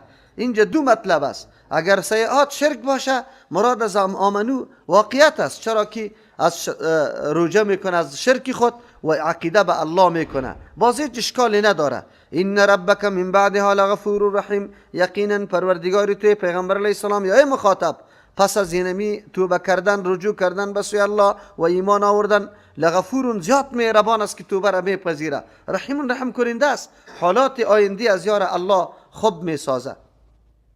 پس در اینجا اگر سیئات شرک گرفته شوه، ثم تابوا من بعدها، از اینمی سیئات و شرک دستبردار میشه و آمنو، عقیده به الله متعال میکنه، عقیده توحید الله را، باز گپی نیست. اما اگر مراد از سیئات گناه ها باشه، کسایی که بعد از اینکه گناه انجام داده، عمل ناشایسته انجام داده، ثم تابوا، باز از این دستبردار میشه، رجوع میکنه به سوی الله، من بعدها، پس از انجام دادن سیئات، و آمنو، باز خود ایمان پس آن ذکر میشه، حالان که ایمان اول می باشه نه بعد از او. در اینجا مفسرین باز معنای آمنو را ایره میکنه، و آمنو، عقیده داره، باور داره که توبه ما پذیرفته میشه و الله توبه را میپذیره. از او خاطر بازی طور توجیه میشه، چرا که ایمان خود سابق می باشه از عمل کرده. یعنی امید توبه را به نیت و اراده باور بودنش که بله توبه را الله قبول میکنه، این رجوع کرد به سوی الله. یا بعضی مفسرین جواب ایره میده و آمنو، اگرچه ایمان بعداً ذکر شده، خو ایمان وقتی معتبر میشه که انسان دست از جنایت کشیده باشه، تخلیه پیش می باشه از تحلیه کرده. یعنی انسان باید زمانی که یک ایمان خود کامل میسازه، باید تخلیه کرده باشه، خود تصفیه کرده باشه. و این تقریبا تاییدش توسط حدیث هم میشه. پیغمبر علیه السلام میفرمه لا یزنی الزانی و هو مؤمنون، زناکار زنا نمیکنه در حالی که مؤمن باشه. در توجیه حدیث گفته میشه که امو نور و فروغ ایمان، امو روشنی ایمان در قلبش دور میشه، از او خاطری مبتلا به این گناه شد. اگر روشنی ایمان و شعله ایمان در قلبش میتابید، هیچگاه دست به جنایت یا گناه نمیزد. هر انسانی که جنایت میکنه، گناه میکنه، در حقیقت امو شعله ایمانش خاموش میشه، سیاه میشه. یا ایسته که در یک امام بخاری رحمه الله میگه که ایمان بالا میشه از سر ازی، یعنی از وجود ازی بیرون میشه، بالا استاد میشه. زمانی که از جنایت برای پس در وجودش داخل میشه. پس این جام و آمنو با این خاطر میگه که کسی از گناه جنایت بند کرد خدا، آلی یقینا ایمانش کامل است، یا نور ایمانش آلی میتابه، چرا که انسان در وقت جنایت نور ایمانش نتابیده، در مطابق روشنی ایمان عمل نمیکنه. از او خاطر کلمه و آمنو را بعد از او ذکر کرده. این ربک من بعدها، یقینا مالک و متصرف، ذاتی که همه اختیارات پیشش است. پس از این همی قسم حالت که انسان جنایت هم بکنه لیکن توبه بکنه، الله مهربان ذات است. این احسان بزرگ الله متعال است، وگرنه انسان ها اگر الله توبه را قبول نمیکرد تباه میشدن. رحیم رحم کننده است. اگر انسان مسیح خودت دوست بگیره، در راه نیک بره، الله اسباب نیکی را برش مهیا میسازه، رحمتش امیسته. لیکن گپ در خود انسان است که کدام مسیر انتخاب میکنه.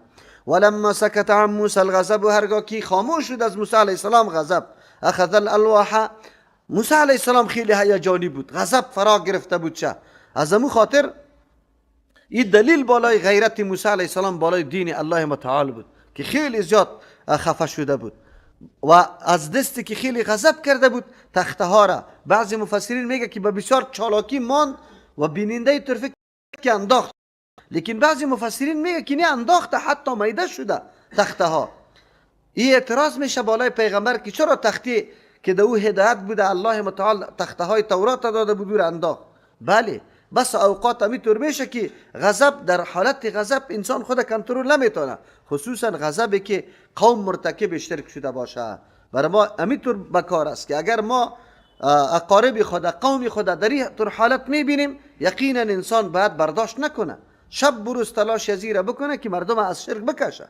چرا که موسی علیه السلام امیطور حالت آورده بود و برای مردم تقریر کرد، مردم درک کرد. بنی اسرائیل دیستی خود ملامت کردن، آماده شدن به یکی نفسای خود قتل بکنه. از او خاطر موسی علیه السلام اگر انداخته باشم، این دلیل متانت موسی علیه السلام در مورد دین الله هست و محبتش با توحید الله هست.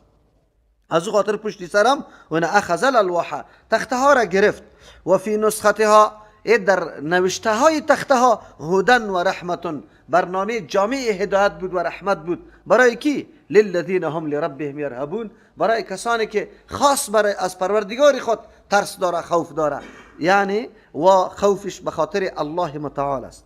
در اینجا منظور ایست که این تخته های تورات که موسی علیه السلام آورده سبب هدایت، چی پروگرام هدایت انسان هاست و سبب رحمت است. چرا که عمل سری احکام تخته ها که میشه، این سبب رحمت الله میشه. برای قرآن کریم هم چو صفات ها ذکر میشه. در هر تاریخ الله متعال که کدام کتاب برای پیغمبر روان کرده، اونمو کتاب سبب هدایت یا پروگرام یا نظام هدایت برای امو قوما بوده. مثل که قرآن نظام هدایت برای بشریت حالی است.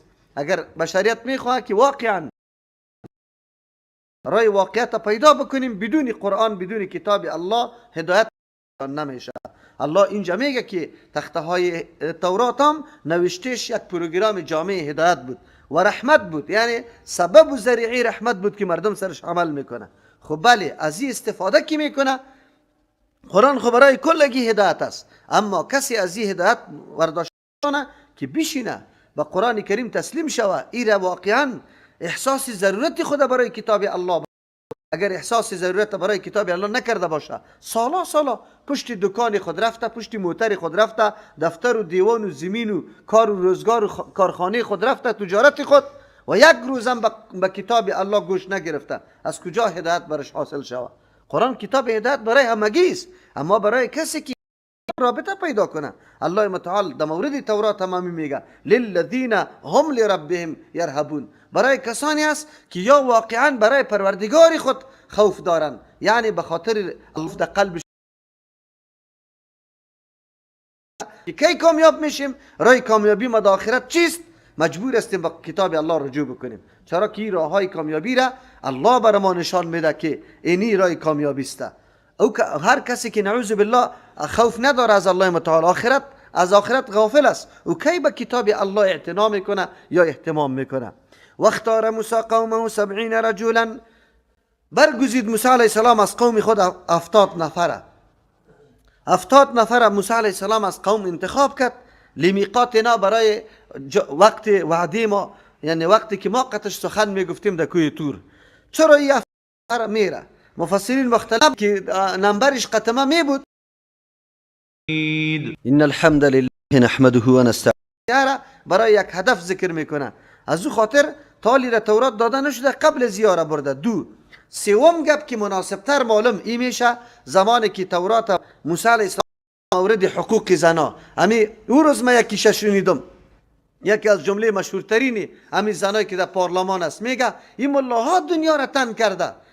این بدبخت همی قدر نمیفهمه که ملاها چی قسم تنگ کرده. ملا از شکم خود تنگ کرده نمیتونه. بله هست یک تعداد مردم که حقیقت دین نفهمیده که این چی دستور داره، بله بعضی مسائل غلط زلزله قال رب لو شئت اهلكتهم، اونجا که رفتن الله متعال کلام برای امر موسی علیه السلام کرد، برایشان واضح شد کی کلام الله متعال است و هم احکام از جانب الله آمده. عالی میگه که ما چی خبر شده میتونه که آواز از غیر الله باشه؟ الله را ما خود ببینیم، نعوذ بالله ببینیم. پس وقتی که الله را هم ببینی جهنم هم ببینی، نخواد که یک نفرم طرف گناه دست پیش کنه. امتحان الله خود طوری میشه که تو چیز ندیده باشی اما برات بیان میشه. اگر استادی مکتب شاگرد بگه که تو ناکام هستی، یقین بکن که یک حرف بخونه میگه بیا از اون ناکام هستی. اگر استادی مکتب بگه که برو کامیاب هستی، باز کار نمیکنه میگه برو کامیاب هستم چی زحمت میکشم شوا چی میکنم. الله متعالی طور نمیکنه، تو را میگه در حالت قرار و فرار هستی، کدام طرف تو سوق میشی، تو مورد امتحان قرار گرفته. الله زلزله را شروع کرد سرش وقتی که کلگی وفات کردن. قال رب لو شئت اهلكتهم، موسی علیه السلام میگه پروردگار اگر میخواستی را هلاک میکردی من قبل و پیش ازی اگر مرگشان مقرر میبود بعد هلاک میشد، اینجا هلاک نمیشد و یا مرم هلاک میکردی. اتهلكنا، آیا تو هلاک میسازی بما فعل السفهاء منا، به او کاروائی هایی که مردمی که احمقی ما میکنه. از جمع ما مردمی احمق کدام گپ میزنه، در مورد از ما جزا میبینیم و کلگی وفات میکنه. این هی الا فتنتک، نیست ای مگر امتحانی توست، تو ما را مورد آزمایش بزرگ قرار میدی. تو دل بها، تو گمراه میسازی توسط این امتحان. من تشاء، کسی را که الله تو میخوایی، و تهدی، هدایت میکنی. من کسی را تشاء که تو میخوایی. الله کی را گمراه میسازه؟ کسی که اسباب گمراهی را عمل کرده رویست، اسباب گمراهی را استفاده و استعمال کرده رویست. هدایت برای کسی میکنه که اسباب استعمال کرده رویست. یک آدم امیالی از یک خانه دو برادر میبره، یکی طرف قمار میره، طرف سینما میره، طرف شرابخوری میره، یکی طرف ترجمه قرآن کریم میره. هر دویش مختار است، مجبوری محض نیستن. هر کدام او اسباب هدایت استفاده میکنه و اسباب گمراهی را کدامش اختیار خودتان است. الله ظالم نیست که کسی را مجبور بسازه او به طرف هدایت روان باشه. الله متعال نعوذ بالله اسباب گمراهی را در پیشش بیاره، او تو نمیکنه، بلکه هر کس کدام مسیر انتخاب میکنه الله متعال امو مسیر برش آسان کرده رویست. اعملوا فکل میسر لما خلق له. صحابه کی سوال کردن از پیغمبر اسلام که در روز تقدیر فیصله شده، ما دیگه چرا عمل کنیم؟ پیغمبر اسلام برش میگه نه، عمل ترک نکنی، هر کدامتان آسانی براتان داده شده برای امو چیزی که پیدا کرده شده. برای جنت پیدا کرده شده، اعمال جنت براتان آسان است. اگر بر جهنم پیدا شده، اعمال جهنم براتان آسان پیدا است. از امو خاطر هرگاه خود در امر نیک و دین دیده، به کار نیک مشغول بوده، مصروف بوده، شکر الله را بکشی. یعنی کار برات آسان شده، مسیرت یا جهت طرف جنت است. دعا بکو که الله استقامت نصیبت بکنه که منصرف نشوی، از او بر نگردی، وگرنه انتخابی را رفتن سری مسیری را کاری توست. موسی علیه السلام خفه شده. چرا خفه شده؟ پس میاد به قوم وقتی بیان بکنه مردمی که خو قوم مردم بردی قتی خود او هلاک کردیشه، هنوز هم آمدی ما را دعوت میدی، تو قاتل هستی، قدر کلانای ما را قتل کردی. موسی علیه السلام پس شروع به دعا کرد. مرگ سه قسم مرگ می باشه. یکی مرگ تعجیزی است، یعنی مرگ معجزه باشه. یکی مرگ تعذیبی است.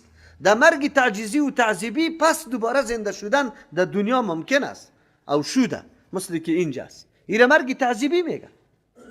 او قومی که اکثر مفسرین عزیر علیه السلام نوشته میکنه سری قریه که تیر میشه که مکمل چتایش 70 است، مردم از بین رفته، چی رقم زنده میشه.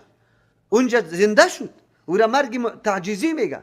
اما مرگ طبیعی که الله در تقدیر نوشته کرده و پس در دنیا آمده نمیتونه.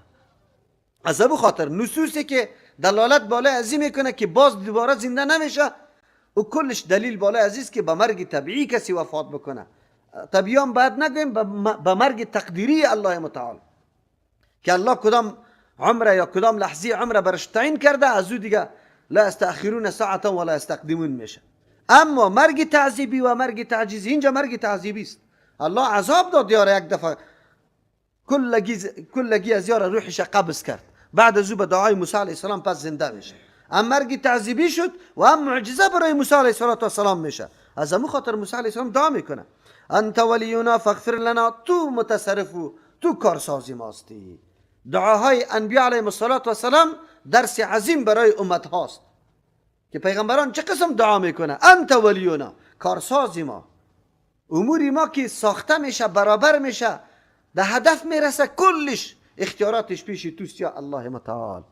انبیاء علیهم السلام از الله طلب کرده، این درس است.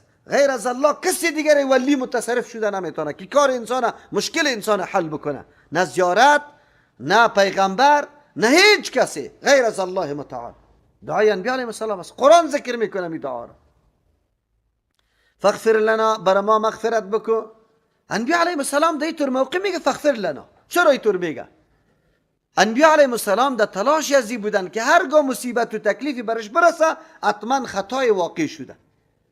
از ما کدام جنایت سر زده؟ از او خاطری تو جزا سر ما آمده رویست. فاغفر لنا میگه ورحمنا، سر ما رحم بکو. الله اگر ما مستحق نیستیم بازم رحم تو وسیع است.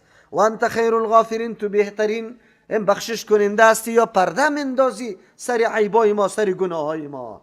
موسی علیه السلام دعا میکنه که قوم پس زنده شوه به خاطری که مانع دعوتش نشوه. واکتب لنا فی هذه الدنیا حسنه، یا الله نوشته کو مقرر کو برای ما در دنیا حسنتا، حسنه را، و فی الاخرت، در آخرت هم حسنه را. انا هدنا، ما رجوع به سوی تو کرده ایم، کسی دیگری نیست که ما رجوع برش بکنیم. اگر هر قدر نیازمندی و مشکل داریم الله تو حل کننده است. این دعای موسی علیه السلام است. چقدر جامع دعا میکنه. واکتب لنا فی هذه الدنیا حسنه، الله مقرر کو، نوشته کو برای ما در دنیا حسنه را. حسنه چی را میگه؟ پوره شدن تمام نیازمندی های انسان، چی از نگاه صحت، چی از نگاه اقتصاد، چی از نگاه صلاحیت، چی از نگاه توفیق اعمال نیک، چی از نگاه اولاد، چی از نگاه زن و فرزند، کلش در هیچ ناحیه زندگی تو نقصانی را نبینی. ایره حسنه گفتن. حسنه آخرت ایره میگه که بدون رنج و مشقت، بدون تیر کردن عذاب الله، تو مستحق جنت شوی، در جنت داخل شد. او را حسنه میگه.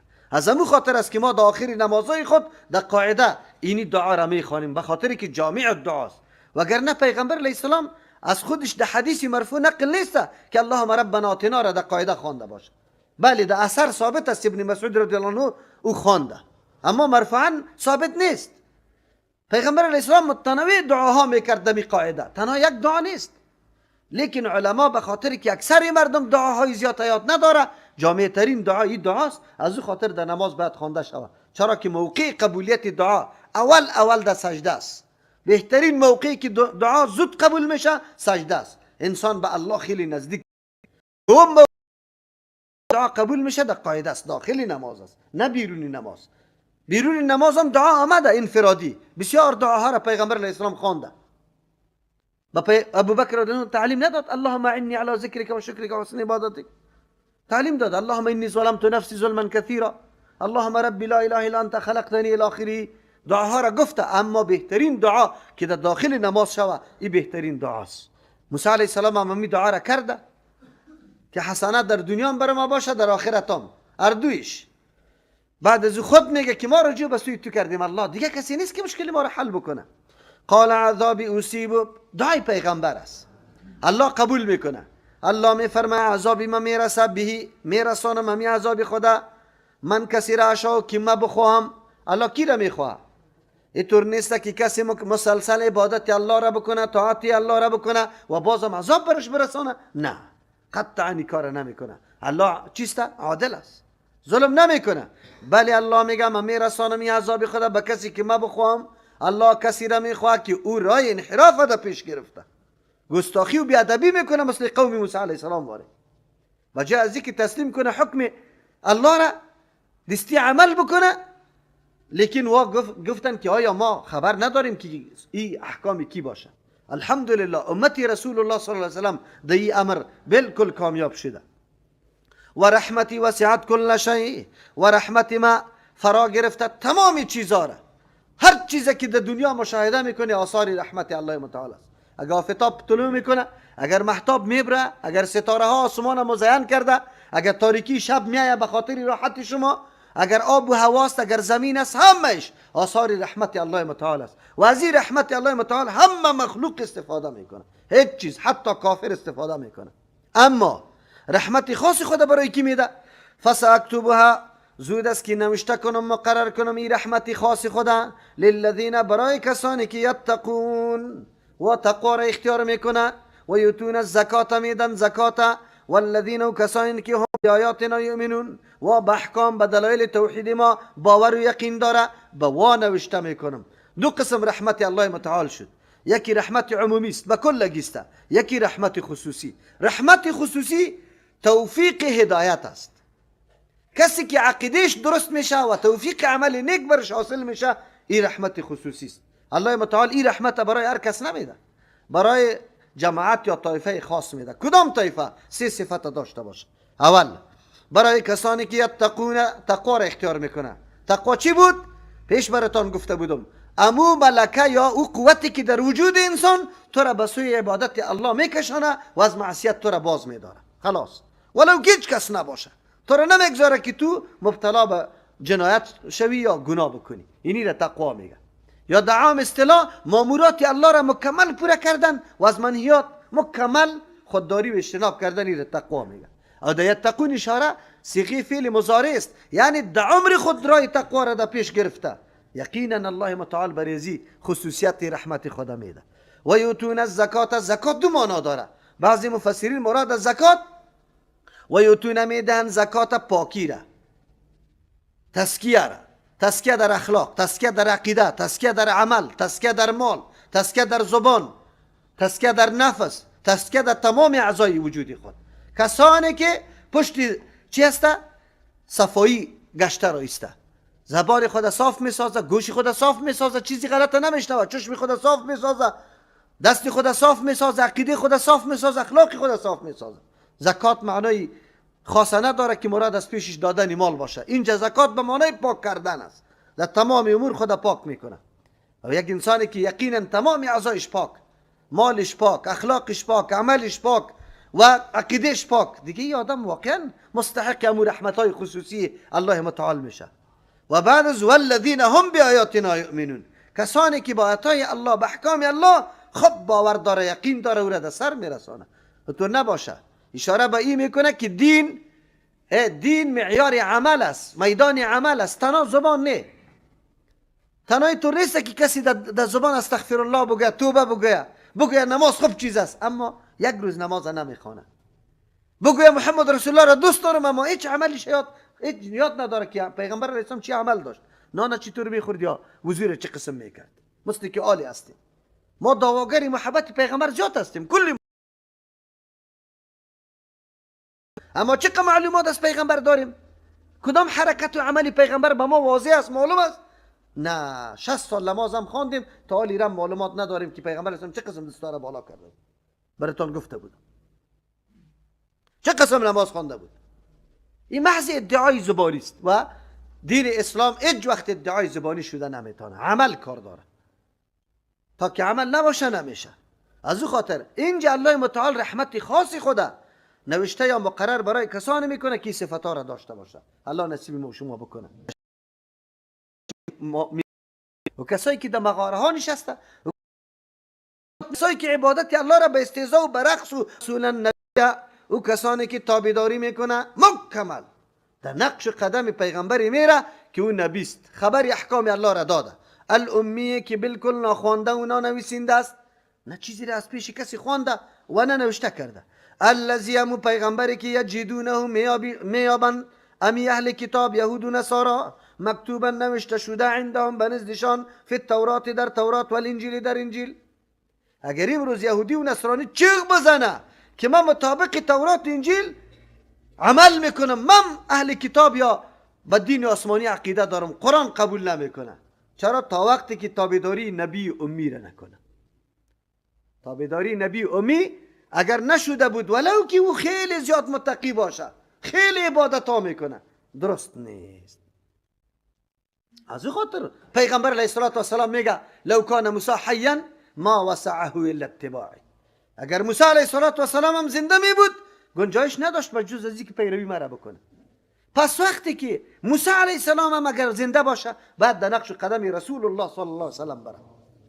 اگر اهل کتاب با وصفی که کتاب آسمانی قطش باشه لیکن بازم تمام محنتش الله قبول نمیکنه تا وقتی که پیروی از این نبی امی نکنه. ما تو چرا راه های دیگر را پیش گرفتیم از خود اختراع کرده رایستیم سنت رسول الله را به باد عوام نمیگیری؟ بله ده حدیث خو از خود مذهب نیست. تو این سخن خود یک دفعه وزن کو، به این سخن خود یک دفعه سعی کو که تو چی میگی. حدیث خو هست خو لیکن مذهب نگفتم، مذهب از رسول الله کده مرتبهش بالاست. ما پشتی مذهب روان هستیم. ولی قرآن برات میگه که اگر هر قدر تقوا را اختیار کنی نه گوشت میخوری نه میوه، تمام روز شب و روز عبادت میکنی تا که در نقش قدم این رسول نبی امی نروی، عبادتت به این نقشه نباشه، رفتارت به این نقشه نباشه، سلامت، کلامت، طعامت، خوابت، زندگی سیاسی و زندگی اقتصادیت به نقش قدم رسول الله صلی الله علیه وسلم نباشه، قبول نیست. الله قبول نمیکنه. بس اصلا یک آیت که انسان یک دفعه در قرآن بخونه ارزش و اهمیت رسول الله صلی الله علیه وسلم و پیروی از او را میدانه. که چه قسم بکنیم؟ ما چی رقم بکنیم؟ ما توهین نمیکنیم علما را. علمای سابقین ما الله برشان اجر بده، برد اجره و به قصد خود مخالف رسول الله صلی الله علیه وسلم نساخته و خطا شده، الله برش یک اجر داده. گپ در سری توسته که حدیث صراحتا میبینی. نعوذ بالله شما در صف استاد میشه پای نزدیک میکنی و مسلم نعوذ بالله گریخته رویسته، پای خود دور کرده رویسته، برش میگه حدیث بخاری است، هیچ نمیشنوه. خیر مخالفت رسول الله چی نمیگه؟ آلی میگه اینطور نمیمانه. پیغمبر نصرت و امدادش چی رقم حاصل میشه اینجا برای ما معرفی میکنه.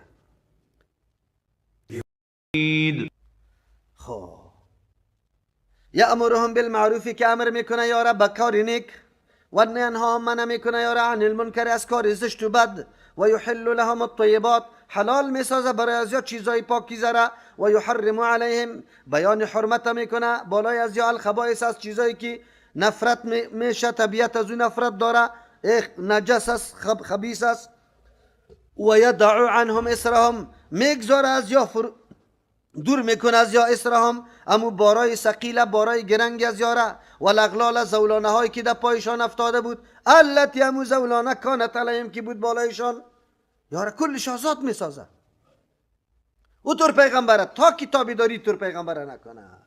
اینجا الله متعال چند صفت برای پیغمبر بیان میکنه و صفتها ترغیب کننده و تشویق کننده به سوی تابعداری پیغمبره.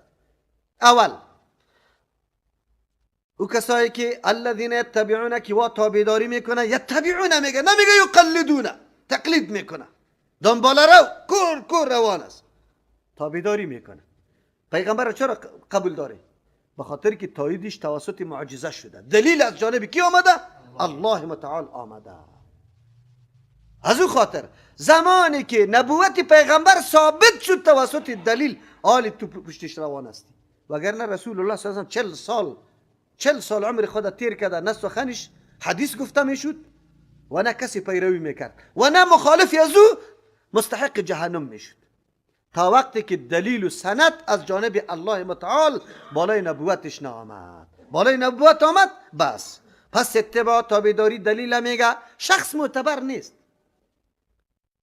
شخص معتبر نیست، دلیل معتبر است. از کدام دهن میبره؟ از هر دهن که دلیل میبره تابعداری از او را میکنی. اینی را دین میگه و اینی را اتباع میگه.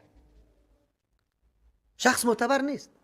هر کسی که میگه احمد میگه محمود میگه، بله اینی قدر و منزلت سر ما داره که وا محنت کشیده، حدیث پیغمبر به ما تشریح کرده، به ما رسانده، بر ما بیان کرده. بس ما مثل که تابعداری حدیث میکنیم، لیکن کسی که بر ما این حدیث بیان کرده احترامش داریم. ما ائمه چارگانه را احمد ابن حنبل و امام مالک و امام شافعی و ابو حنیفه رحمت الله علیهم و امثال از که محدثین و علماست کلش نوری دیده ماست. زحمت کشیده، در دین محنت کرده، ما احترام برش قائل هستیم. اما تابعداری شخص نمی کنیم، تابعداری دلیل میکنیم. زمانی که دلیل یکی از امی ائمه خلاف حدیث پیامبر ثابت شد بس دیگه ما پشت دلیل روان هستیم، شخص هم میگذاریم. همین دین است. اگر کسی خلاف از این دین ثابت میکنه، این گازی میدان کسی ثابت کنه که بله دین دیگه چیز است. دین دیگه چیز نمی باشه. دینی نمیسته. پیغمبر صفاتایش عقل تقاضا میکنه. سعی که الله متعال میگه کسانی که تابعداری میکنه الرسول النبی، رسول و نبی. علما یک فرقی میکنه که نبی او را میگه که خود به احکام مکلف باشه، مکلف به دعوت دیگران باشه، تنها اصلاح خود میکنه. او رسول او را میگه که مکلف به اصلاح خود و دیگران باشه، دعوت به دیگران را. یک فرق علما بیان میکنه، لیکن این ضعیف است. این فرق راجح نیست. دوم فرق، رسول او کسی را میگه که شریعت جدید برش میآید، نو برش نازل میشه، ولو که امو شریعت سابق هم بود خب از این نو آمده. و نبی او را میگه که شریعت جدید برش نمیاد، بلکه شریعتی از پیغمبر سابقه باقی مانده، به اونمو شریعت دعوت میده. پس دعوت در رسول هم است، در نبی هم است. فرق بینشان در موجود بودن شریعت جدید و نه موجود بودن شریعت جدید است. رسول الله صلی الله علیه و سلم هم رسول است هم نبی است. چرا الرسول نبی می باشه؟ الامیه، امو رسولی که امی است، او میخونه خوانده و نویسنده را میگه. این صفت کمال در وجود رسول الله صلی الله علیه و سلم است، در وجود ما نه. در وجود ما ناخواندگی این کمال نیست. کمال در وجود رسول الله صلی الله علیه و سلم به خاطری است که کلام اعجاز آمیزی که با دنیا چالش میده که به مثل یک آیت از این کسی جور کنه، امی قسم کلام از دهن دیگه کس نمیبره. از دهن کی میبره؟ رسول الله صلی الله علیه و سلم.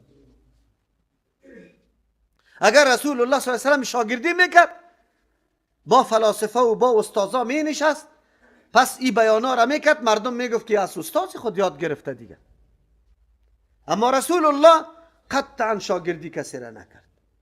الله متعال از همون خاطر در یک منطقه پیغمبر مبعوث کرد که اون منطقه کلی عدد نفوسش که جمع میکرد، یک 17 نفر ایل خواننده و نویسنده می بود، دیگه کس نبود. 18 نفر تاریخا نوشته کرده، دیگه کس نبود. و عمری پیامبر صلی الله علیه و سلم مکمل در زیر نظر همی کلی کفار که خوب معاند و مخالف از تیر شده، که کلگی دیدن که رسول الله صلی الله علیه و سلم شاگردی کسی را نکرد و یکی به یکی 40 سال به کسی چیزی نمیگفت. بعد از 40 سال کلام از دهن مبارک پیغمبر میبره که حال دنیا و مخلوق دنیا از پیش عاجز است به مثلش بیاره. این دلیل کمال است برای پیغمبر صلی الله علیه و سلم. بعد از او یک آدم این کار وقتی بکنه که صفاتش، مشخصاتش، خصوصیاتش برای آدم ناشنا باشه، نمیشناسشه. اما کسی که قبلا بری تو گفته شده باشه مشخصاتش، او هم داری تو کتابی که تو برش باور و عقیده داری. ما محضی که پدری ما بر ما قصه کنه که فلانی نیک آدم نیک بود، ما سرش باور میکنیم که پدرم گفته، خلاص. اما زمانی در کتابی که من یقین دارم در او صفت بیا، از او خاطر الله میگه یجدونه مکتوبا، الذی شخصیتی که میابن میره مکتوبا صفات و مشخصاتش نوشته شده عندهم به نزد خودشان فی التورات و الانجیل، در تورات و انجیل. اینطور پیغمبر آدم تابعداری نکنه. خب یهود و نصارا خو حقایق میشناسن، میبینن که یقینا نجات در پیروی عزیز. عقلم تقاضا میکنه. پیغمبر کارایی را میکنه که عقل دعوت میده برای از او. کدام است؟ یامرهم بالمعروف، امر میکنه یارا به امر نیک، کاری که بالکل عقل میپذیره. و ینهاهم عن المنکر، شخصیتی که تو را دعوت به سوی چی میده؟ معروف. و از منکر تو را منع میکنه، گپی از او را تو قبول نکنی. الله اکبر. امروز علما دعوت به توحید میده، مردم قبول نمیکنه. اگه به شرک دعوت بدی که بگوی که فلانی قبر، او باز تو دیگه دستی تام بوسه میشه. عجیب است. مذمت او طایفه ها را الله بیان میکنه که یک کسی که سخنی را میگه که عقل او را میپذیره، معقول است، و بازم تو قبول نمیکنی، تو بدستی. دو سوم، و یحل لهم الطیبات، حلال میسازه برای، یعنی بیان حلال بودنش میکنه.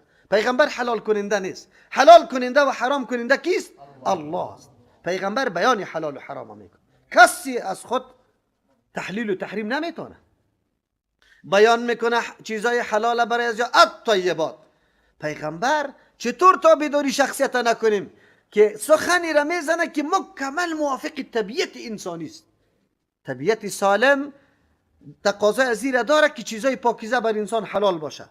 و یحرم علیهم الخبائث، حرام میسازه، یعنی بیان حرمتش میکنه بالای از یا از چیزای خبیثه. ما چطور نظریه غرب نعوذ بالله بپذیریم که خنزیر بر ما میگه بخوره، شراب بر ما بخوره؟ صراحتا میبینیم که عقل ما از بین میبره. ما چطور بپذیریم نظریه از اوره که دعوت به سوی لواطت میده، نعوذ بالله، که به مرض ایدز مبتلا میشن؟ چطور بپذیریم؟ خبائث است. الله متعال این نکته ها را به این خاطر بیان میکنه که انسان وقتی تمیز میکنه حق و باطل، لااقل در برنامه یک شخص نظر بندازه، تحلیل کنه که نمی آدم چی برنامه داره. همین آدم مردم میگه وابی چی میکنه، شب و روز بعد ما تعقیب بکنم مردم به کدام طرف دعوت میده. خلاص دگه پیش گوش بگی، عملش بیبی، اخلاقش بیبی. لااقل الله متعال همین بصیرت بر داده. جامعه ما امروز چقدر کور است، نه حقیقت بچه‌شون می. چرا اینجا بهترین آخرین حقی که سری تو داره جنازه خواندن، دعا کردن برش است، اما بچه بیچاره با اینمی زخم دل که از سوز دل به پدر دعا میکنه او پشتی کراکری میده، جنازه را در شانه مردم بیگانه میده، مردم بیگانه او را دفن میکنه. این اون طرف می اینی ترمولاق را خود دوست داره، اما تو که حقیقت برش میگی نداره. الله متعال در این آیات ها درس میده به مردم. لااقل یک انسانی که دعوت میکنه، سخن بالا میکنه، آواز میده، بررسی شوه جوانب زندگیش، حقیقتی شخصیتیشه. سعی کنی شخصیت پیغمبر رومی بود، سابقی گپا را نگفته، صداقت و امانتش به کل مردم معلوم است، گپا دعوت میده به امر بالمعروف، از چی منع میکنه. جعفر رضی الله عنه وقتی که نجاشی پادشاه طلب نکرد، مشرکین مکه بودیم، با گور میکردیم، شراب میخوردیم، جنگ بود، جدل بود، ای بود. پیغمبر آمد ما را ایره نشان داد. بعد از سوره طه را تلاوت کرد، پاچه نجاشی گریان کرد. واقعه مریم. مردم بررسی میکنه حقیقت. دنیای ما دنیای تقلید کورکورانه نیره میگه. آوازه مردم گوش میگیریم، یک روز به بصیرت سعی نکردیم که چی گپ است، چی کردیم. الله شک ما درس قرآن، دعوت به سوی 7 سال شاگرد ما دارم، قسم برش بده بگو تو را به کدام طرفی غلط یا رای غلط یا نظری غلط یا فکری غلط دعوت داده. لیکن اینی طور حالت است. قرآن کریمی طور مردم و یدع عنهم اسرهم و کانت علیهم، میگذار از یا با ایشان از پیش از او. امروز هم همینطور علما میایه از مردم بارا را سبک میکنه، میگه که او مردکه با درغه نیست، حلوای شام نیست، صدقه و خیرات است. هر وقت که دستت برابر شدی بی نفست که یا باش خوب چنده ها شوه برای تو میگه.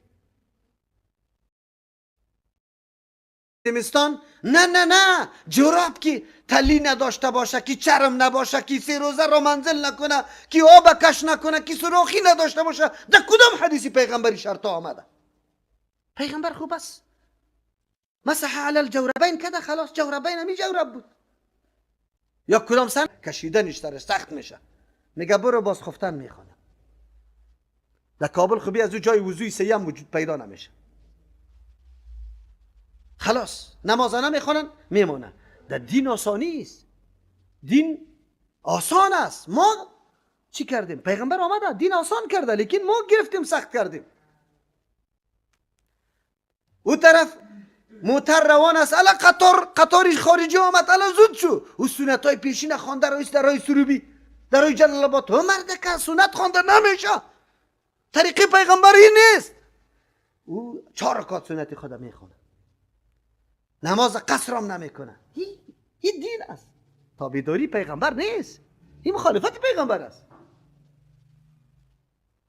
والاغلال التي وزولانه هایی که کانت علیهم بود بالایشان، او را الله پیغمبر علیه السلام دور میکنه از پیشان. مراد از امو احکام، امو رواجا، امو عنعناتی که یقینا بسیار خطرناک بود. چرا زنده به گور کردن دخترها این گپی عادی بود؟ نه دادن میراث برای زنا این گپی عادی بود؟ زنا را همون قسم نه طلاق نه حقش بپرداز این عادی بود؟ سوره نساء را ما شما تیر کردیم. چی گپانه بود؟ فالذین آمنوا به، پس کسانی که ایمان داره به این پیغمبر و عزروه کمک از را میکنه. اصل اینجا عذر به معنای دفاع کردن است و معاونت کردن با احساس تعظیم و احترام. کسی نه حمایت کو کمک کو خو امرای عظمت و بزرگیش که او را عقیده داشته باشی که محترم است. پیغمبر علیه السلام حمایت میکنی، کمک میکنی، امرای تعظیم، امرای از که احترام خوب قوی برش داشته باشی یا دفاع از پیغمبر بکن. آلی پیغمبر علیه السلام موجود نیست که ما حمایتش بکنیم مثل صحابه که در نفرا گای چیزش دی طرف چیزی دیش طرف خود سپر میکردن که تیر نبیا سر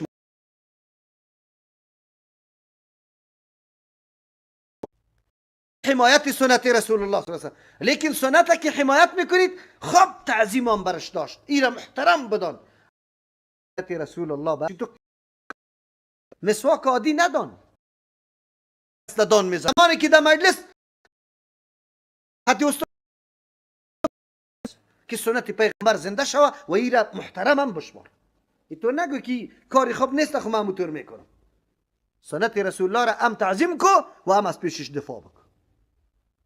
و نصروه، فالذین آمنوا، کسایی که ایمان آورده بهی به پیغمبر علیه السلام و عزروه را تعظیم کرده، حمایت کرده یا دفاع از پیشش کرده با کمال احترام. و نصروه، امدادی پیغمبر علیه السلام کرده. دو زمان نصرت شخصی پیغمبر و دینش بود. امروز شخصی پیغمبر موجود نیست، دینش موجود است. بعد از او چی میگه؟ واتبعوا نور الذی، تابعداری میکنن کسانی که تابعداری میکنن از او روشنی که انزل معه، که نازل همراه پیغمبر شده. بله، تابعداری از روشنی میکنه. قرآن تعبیر به نور میشه. نور چی را میگه؟ که خود واضح و دیگران هم واضح ساخته. این گروه خودش هم واضح است اما این منطقه هم روشن ساخته، این را نور میگه. قرآن همونطور است.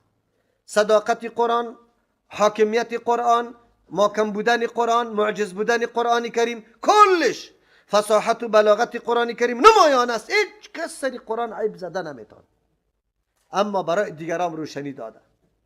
اگر بشریت به این کتاب رجوع بکنه یقینا که کار روزگاری خود در روشنی انجام داده، هدایت برشان میکنه. اما ما قرآن کتاب تاقچه جور کردیم، کتاب مردا، کتاب اسقاط، خلاص، کتاب ختمای پنجشنبه، خیلی خلاص. قرآن چی داره؟ نه بارها میگم، بارها گفتم و میگم. روزی پنجشنبه در یک حلقه در یک جای در درس گفتم قاری صاحب 30 جز قرآن کریم در سینش. زن خدا گرفته کجا میری قاری صاحب؟ همین زنم مریض است غزنی میرم. بسیار افسوس خوردم، خیلی زیاد افسوس خوردم. تعجب کردم که 30 جز قرآن کریم در سینه ازی، لیکن ای بیچارگک تعالی را مفهوم الحمدلله را نفهمید که الحمدلله چی مطلب داره. الحمدلله چی مطلب داره؟ کل صفتای کمال مخصوص کیست؟ اگر به وسایل یک زیارت هم مریض شفا داده میتونه، خیر صفت کمال خب زیارت هم ثابت کردی. گپی تو دروغ شد.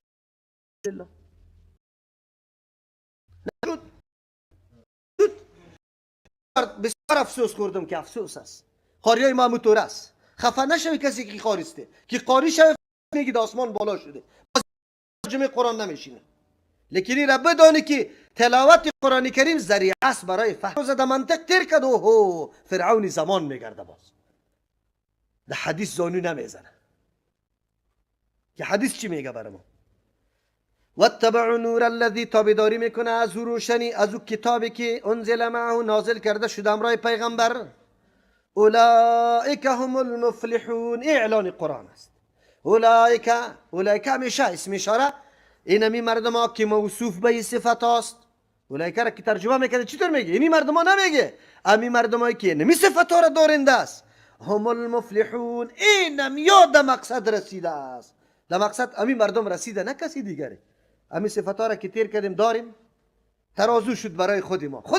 خود در این طول کنیم که ما چقدر نصرت سنت پیغمبر کردیم، چقدر تابعداری نور کردیم، چقدر دفاع از رسول الله کردیم.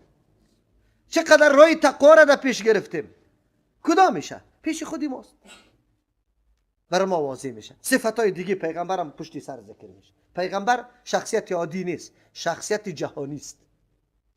همه بشریت نیاز به رهبری و رهنمایی کی داره؟ رسول الله صلی الله علیه و که پشتی سر آیت برای ما بیان میکنه. سبحان ربک رب العزة عما یصفون و سلام علی المرسلین والحمد لله.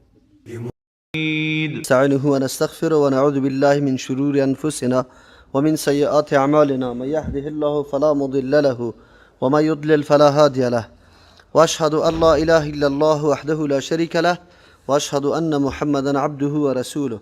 أما بعد فأعوذ بالله من الشيطان الرجيم. بسم الله الرحمن الرحيم. قل يا أيها الناس إني رسول الله إليكم جميعا الذي له ملك السماوات والأرض لا إله إلا هو يحيي ويميت فآمنوا بالله ورسوله النبي الأمي الذي يؤمن بالله وكلماته واتبعوه لعلكم تهتدون. آية 158 قبلی الله متعال لازم کردن یا نوشته کردن سه صفت دارا بودند معرفی کرد. و باری پیغمبر محمد صلی الله علیه و همچون معجزه بزرگ را ادامه داره و همین معجزه خود گویاست و همچنان این معجزه جهانی است. قرآن کریم تنها معجزه نیست بلکه معجزه معنوی هم است. سر روح و جان هر انسان تاثیر بسزای داره. حتی آهنگ و صدای قرآن کریم هم سبب تاثیر بالای کفار هم میشه. بس اوقات یک زن چینی صرف به خاطر آهنگ یا صدای قرآن ایمان آورد، به خاطر که گفتی صدا مثل صدای دیگه از امور دنیا واره نبوده. در اینجا در این آیت که فعلا با شما میخوانیم الله متعال وجوه دیگری برای عقیده داشتن به پیغمبر علیه السلام بیان میکنه و اشاره به این میکنه که همه نظام های دیگری که داد از این میزنه که ما به ادیان آسمانی عقیده داریم یا ما به پیغمبران خود عقیده داریم او را رد میکنه، چرا که آخرین پیغمبر محمد صلی الله علیه و سلم آمده و این پیغمبر جهانی است. این خصوصیت و فضیلتی است که الله متعال برای پیغمبر صلی الله علیه و سلم نصیب کرده. در یک حدیث مشهور پیغمبر علیه السلام میگه که الله تعالی مرا به چند چیز خصوصیت داره. یک خصوصیت داده، یکی خصوصیتش این نمیسته که نبوت یزی عام کل مخلوقات تا روز قیامت است. انبیای دیگه برای قومای خود مکلف بودن که احکام الله را برسانه و پیغمبران یک قوم بودن. غنیمت برای پیغمبر صلی الله علیه و سلم حلال شده، در حالی که امتای سابقه غنیمت در سر بلندی میماندن تا که اگر او عملشان مقبول به نزد الله می بود آتش از آسمان پایین میشد غنیمت می خورد، اگر نمی بود امو قسم باقی میماند تا که حیوانات و درنده های چیزا او را می خورد، خودشان حق استعمال غنیمت نداشتند. الله متعال تمام زمین مسجد و پاکی برای امت پیغمبر مقرر کرده. نماز در هر جا میشه. معنای نماز در جا شدن است که اگر یک انسان در جا و همچنان روی زمین برایش پاکی است. مسئله تیمم است که اگر آب پیدا نمیشه روی زمین برای از ما سبب پاکی است. دیگه پیغمبر علیه السلام در حدیث میفرمه که دیگه پیغمبران دشمنایشان اینقدر رعب نداشتن، لیکن دشمن ما از ما رعب داره. واقعا ما مطور بوده و دیگه دعای خود در آخرت نگاه کردیم که در روز قیامت سبب شفاعت بسیار از امت خود میکنه. این خصوصیت ها یا فضیلت های است که پیغمبر علیه السلام در حدیث بیان میکنه. یکیش عمومیت نبوتش است. در اینجا الله متعال دعوت به بشریت به این میده، قل بگوی پیغمبر علیه السلام یا ایها الناس انی رسول الله الیکم جمیعا. یا آیت دلیل صریح بالای نبوت عمومیش است، اگرچه دیگه آیاتام خیلی زیاد است در این مورد که عمومیت پیغمبر علیه السلام بیان میکنه، اما این خیلی صریح است چرا که کلی بشریت خطاب است. و بعد از میگه انی رسول الله الیکم، من مکلف هستم که احکام الله را برای شما برسانم، چرا که رسول هستم و رسول همیشه دعوت میده، دعوت به امور میده که او پیغمبر قط خود آورده. اولین چیزی که پیغمبر دعوت داده مسئله توحید است. در جمیعه اشاره به این میکنه که هیچ کسی مستثنا در اینجا نیست، کلگی مخاطب پیغمبر است. از او خاطر اگر کسی در این دنیا موجود باشه رسول الله صلی الله علیه و پیغمبرش است. اگر خضر علیه السلام هم موجود باشه در دنیا، پیغمبرش است، باید بیا با امرای رسول الله در جهادا شریک شود، نصرت و امدادش بکنه. چرا پیش گفت و عزروه و نصروه. متقین و مردمایی هستند که پیغمبر نصرت میکنه، حمایت میکنه. چطور شده میتونه که خضر علیه السلام زنده باشه و باز نصرت پیغمبر صلی الله علیه و سلم نکنه؟ این گپ صحیح نیست، چرا که اینجا جمیعا گفته، هیچ کس مستثنا نکرده. الذی له ملک السماوات والارض. ما پیغمبر الله هستم که او مالک است، او ذاتی که برای اختصاص داره برای از او پادشاهی آسمان ها و زمین. تمام تصرفات و انقلابات و تغییراتی که در کائنات، اگر در زمین است اگر در آسمان است، در زیر اراده و فرمان الله متعال است. این در زیر اراده و فرمان شاید و شمشیره یا قطبا و غوثا نیست، بلکه در اختیار الله متعال است. کلام الله است. لا اله الا هو، نیست معبودی بر حق یا قابل پرستش و بندگی غیر از الله متعال. کسی دیگر لیاقت بندگی را نداره. چرا؟ دلیل به امرش داره، یحیی و یمیت. چرا؟ او زنده میکنه و او میمیرانه. پس وقتی که پیغمبر از جانب ذات باشه که او مالک و متصرف کل کائنات است، زندگی و مرگ هر انسان تعلق به او داره، یقینا هم عبادت حق از اوست، هیچ کسی دیگری حق نداره. به خاطر که هر دو صفت ده هیچ کسی دیگری پیدا نمیشه، نه ده ملک، نه ده پیغمبر، نه ده ولی، نه ده هیچ کس.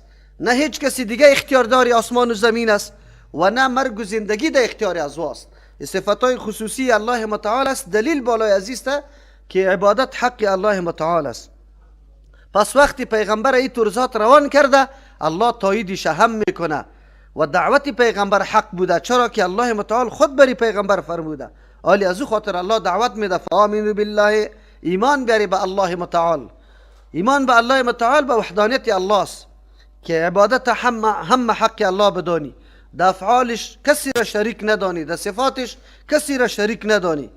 و رسوله النبی، و به پیغمبرش ایمان بیاری. کدام پیغمبر؟ النبی که احکام الله را آورده، شریعت جدید بالایش آمده. الامی که ناخوانده ننویسنده است، اما اینطور کتابی را پیش کرده برای مردم که کلی مخلوق است، آوردن مثلش عاجز است. الذي یؤمن بالله و کلماته، او شخصی که ایمان به الله داره و به کلمات الله داره. دعوت انسان وقتی که حقیقت داشته باشه، اولین کسی که باور به دعوت خود داره امو دعوتگر می باشه. پیغمبر علیه السلام به کدام چیزی که دعوت میده امر خیالی نیست یا امری از دل بیرون نیست، بلکه اول خود پیغمبر علیه السلام به این باور و یقین کامل داره، بعد از او دیگران را دعوت میده. و دعوت وقتی مؤثر می باشه که انسان به کدام چیزی خود دعوت میده امو واقعیت داشته باشه، حقیقت داشته باشه. اگر او واقعیت و حقیقت نداشته باشه، دعوت انسان متزلزل میشه، خلل دیش واقع میشه. از همون خاطر ما اعلان میکنیم که دعوت به سوی کتاب الله و سنت رسول الله هیچ نقصان و خلل ندارد. در هر زمان در هر تاریخ پا بر جا و مستقیم استاده است. اما دعوت به رأی یک انسان، به فکر یک انسان، گاهی هم کسی ذمه‌واری کردن نمیتونه که درست است و واقعیت داره، چرا که در اونجا حتما خلل و نقصان پیدا میشه.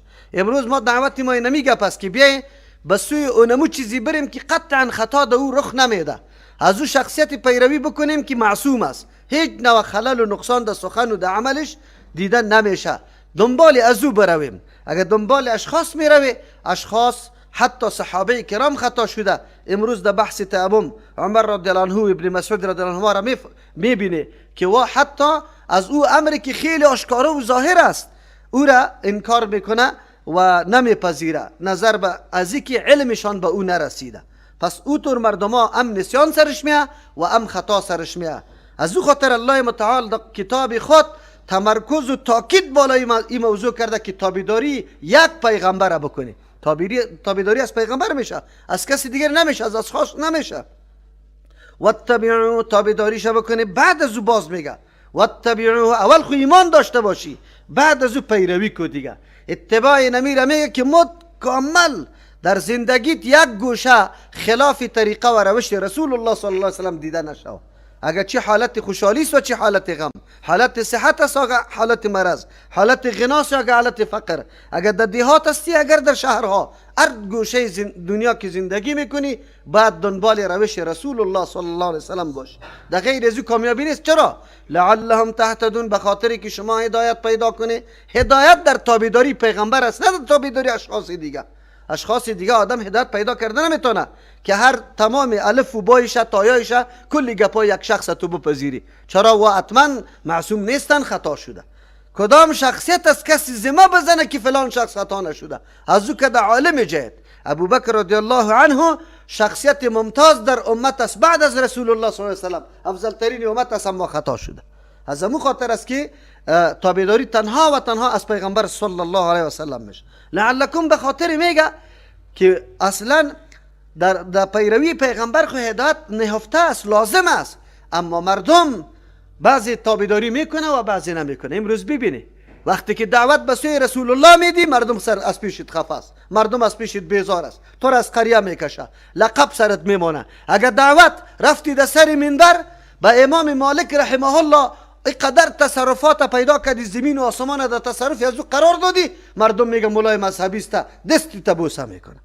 مردم اینقدر حالت خراب است. تابعداری پیغمبر نیست.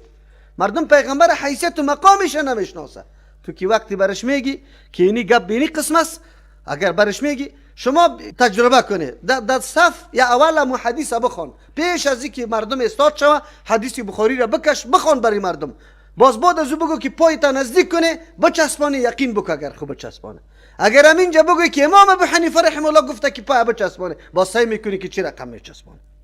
علت این همینجاست. فرق تابعداری را نمیگه. مردم میگه نه این طور نیسته، این طور نیسته. مردم یک دفعه تو آزمایش کو، در ترازو تول کو که کدام طرف روان است. دل ما میسوزه به خاطر از اینکه ما اگر علما را دوست داریم، به خاطر رسول الله دوست داریم که او چی را روش از او را برای ما تعلیم میده، برای ما روشن ساخته. اگر هر کسی دوستی ما به مبنای کیست؟ محبت الله و رسول الله است، نه به خاطر عزیز. اما مردم نمیفهمه. و من قوم موسی امة یهدون بالحق. قرآن کریم کتاب عدالت است. خط بطلان سری کلگی نمیکشه که اکثریت مردم یهود دشمنی کرده، حالی یک خط بکشه که کلش نمیگه. یک نفر در بینشان یقینا حق قبول کرده، انابت داره، عبدالله ابن سلام رضی الله عنه، به مثل از کعب احبار، وهب ابن منبه، یا کلش علماء یهود بودن، اما دین پذیرفتن، حقیقت درک کردن. قرآن ستایش میکنه. و من قوم موسی، از قوم موسی علیه السلام امتون، یک جماعت و طایفه است، یهدون بالحق، که و هدایت یافته هستند، یعنی روان هستند به حق، پشت حق میگردند، نه نمیگرده. بسیار یک درس عظیم است.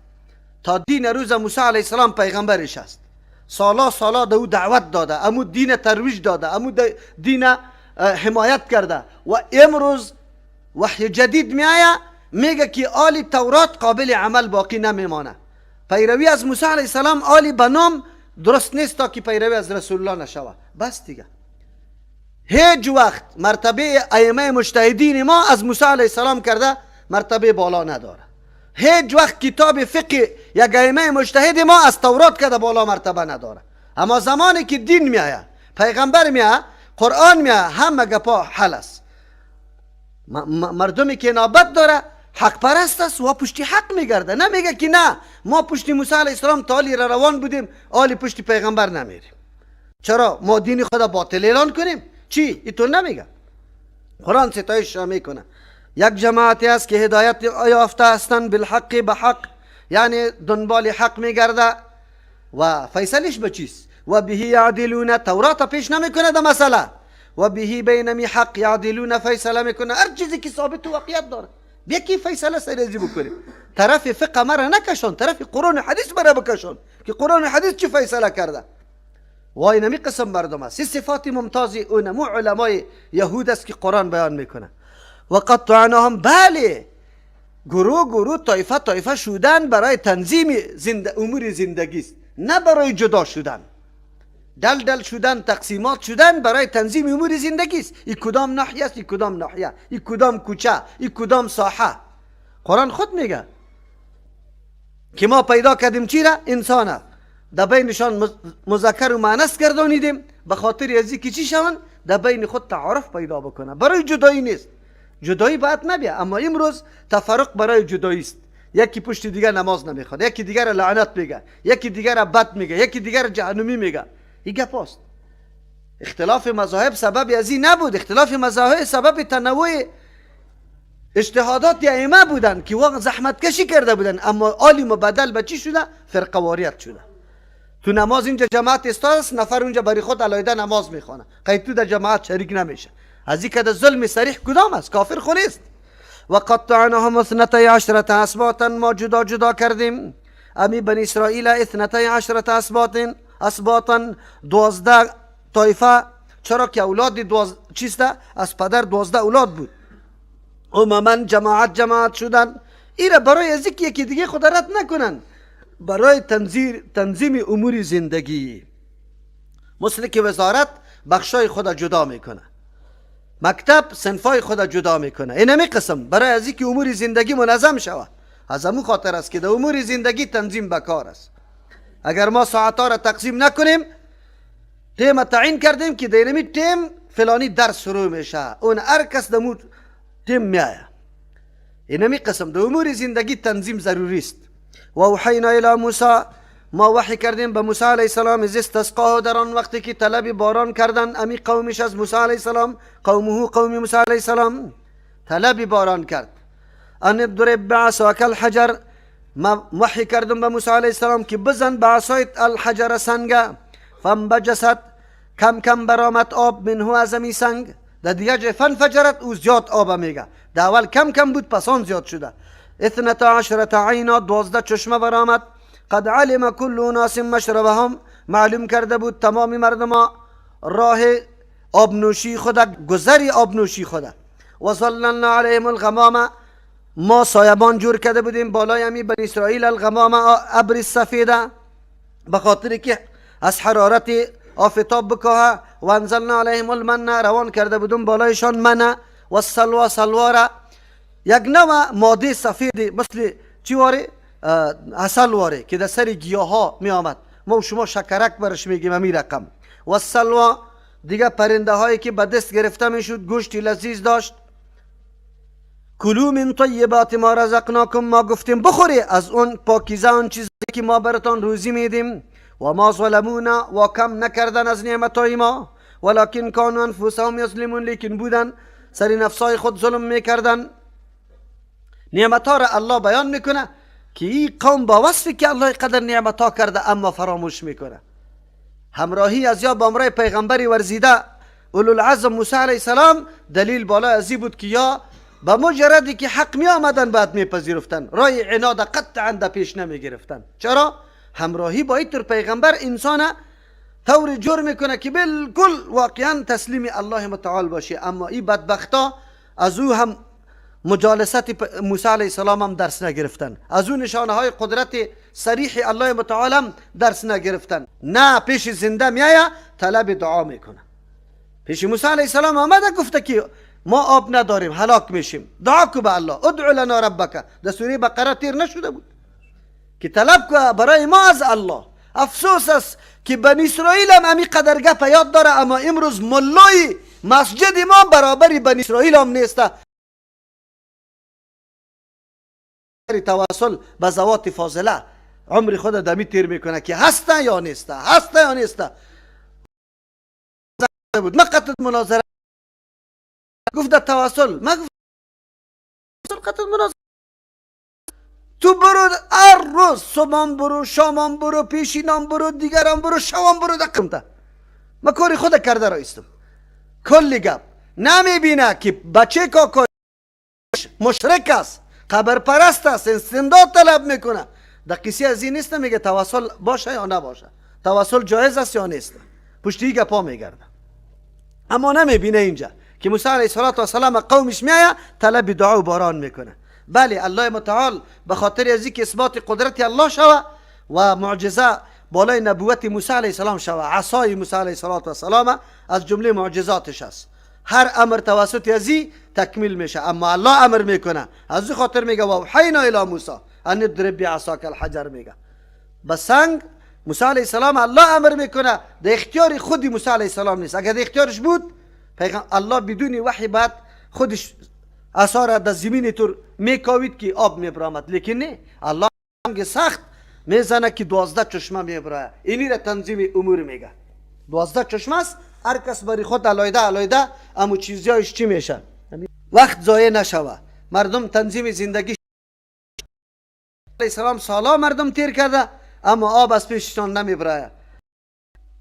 چشمه نبوت علم است. صحابه کرام الله متعال امیر مقام و منزلت نصیب کرد که با مجالست پیامبر صلی الله علیه و سلم هر کدامشان چشمه شدن، آب دادن برای مردم، سیراب کرد امتی پیغمبر صلی الله علیه و سلم. اما این منزلت رزق نکن بخوری. الله متعال سری خوراک پابندی نمیلگانه که نخو، اما یک چیز است میگه باد برسانی.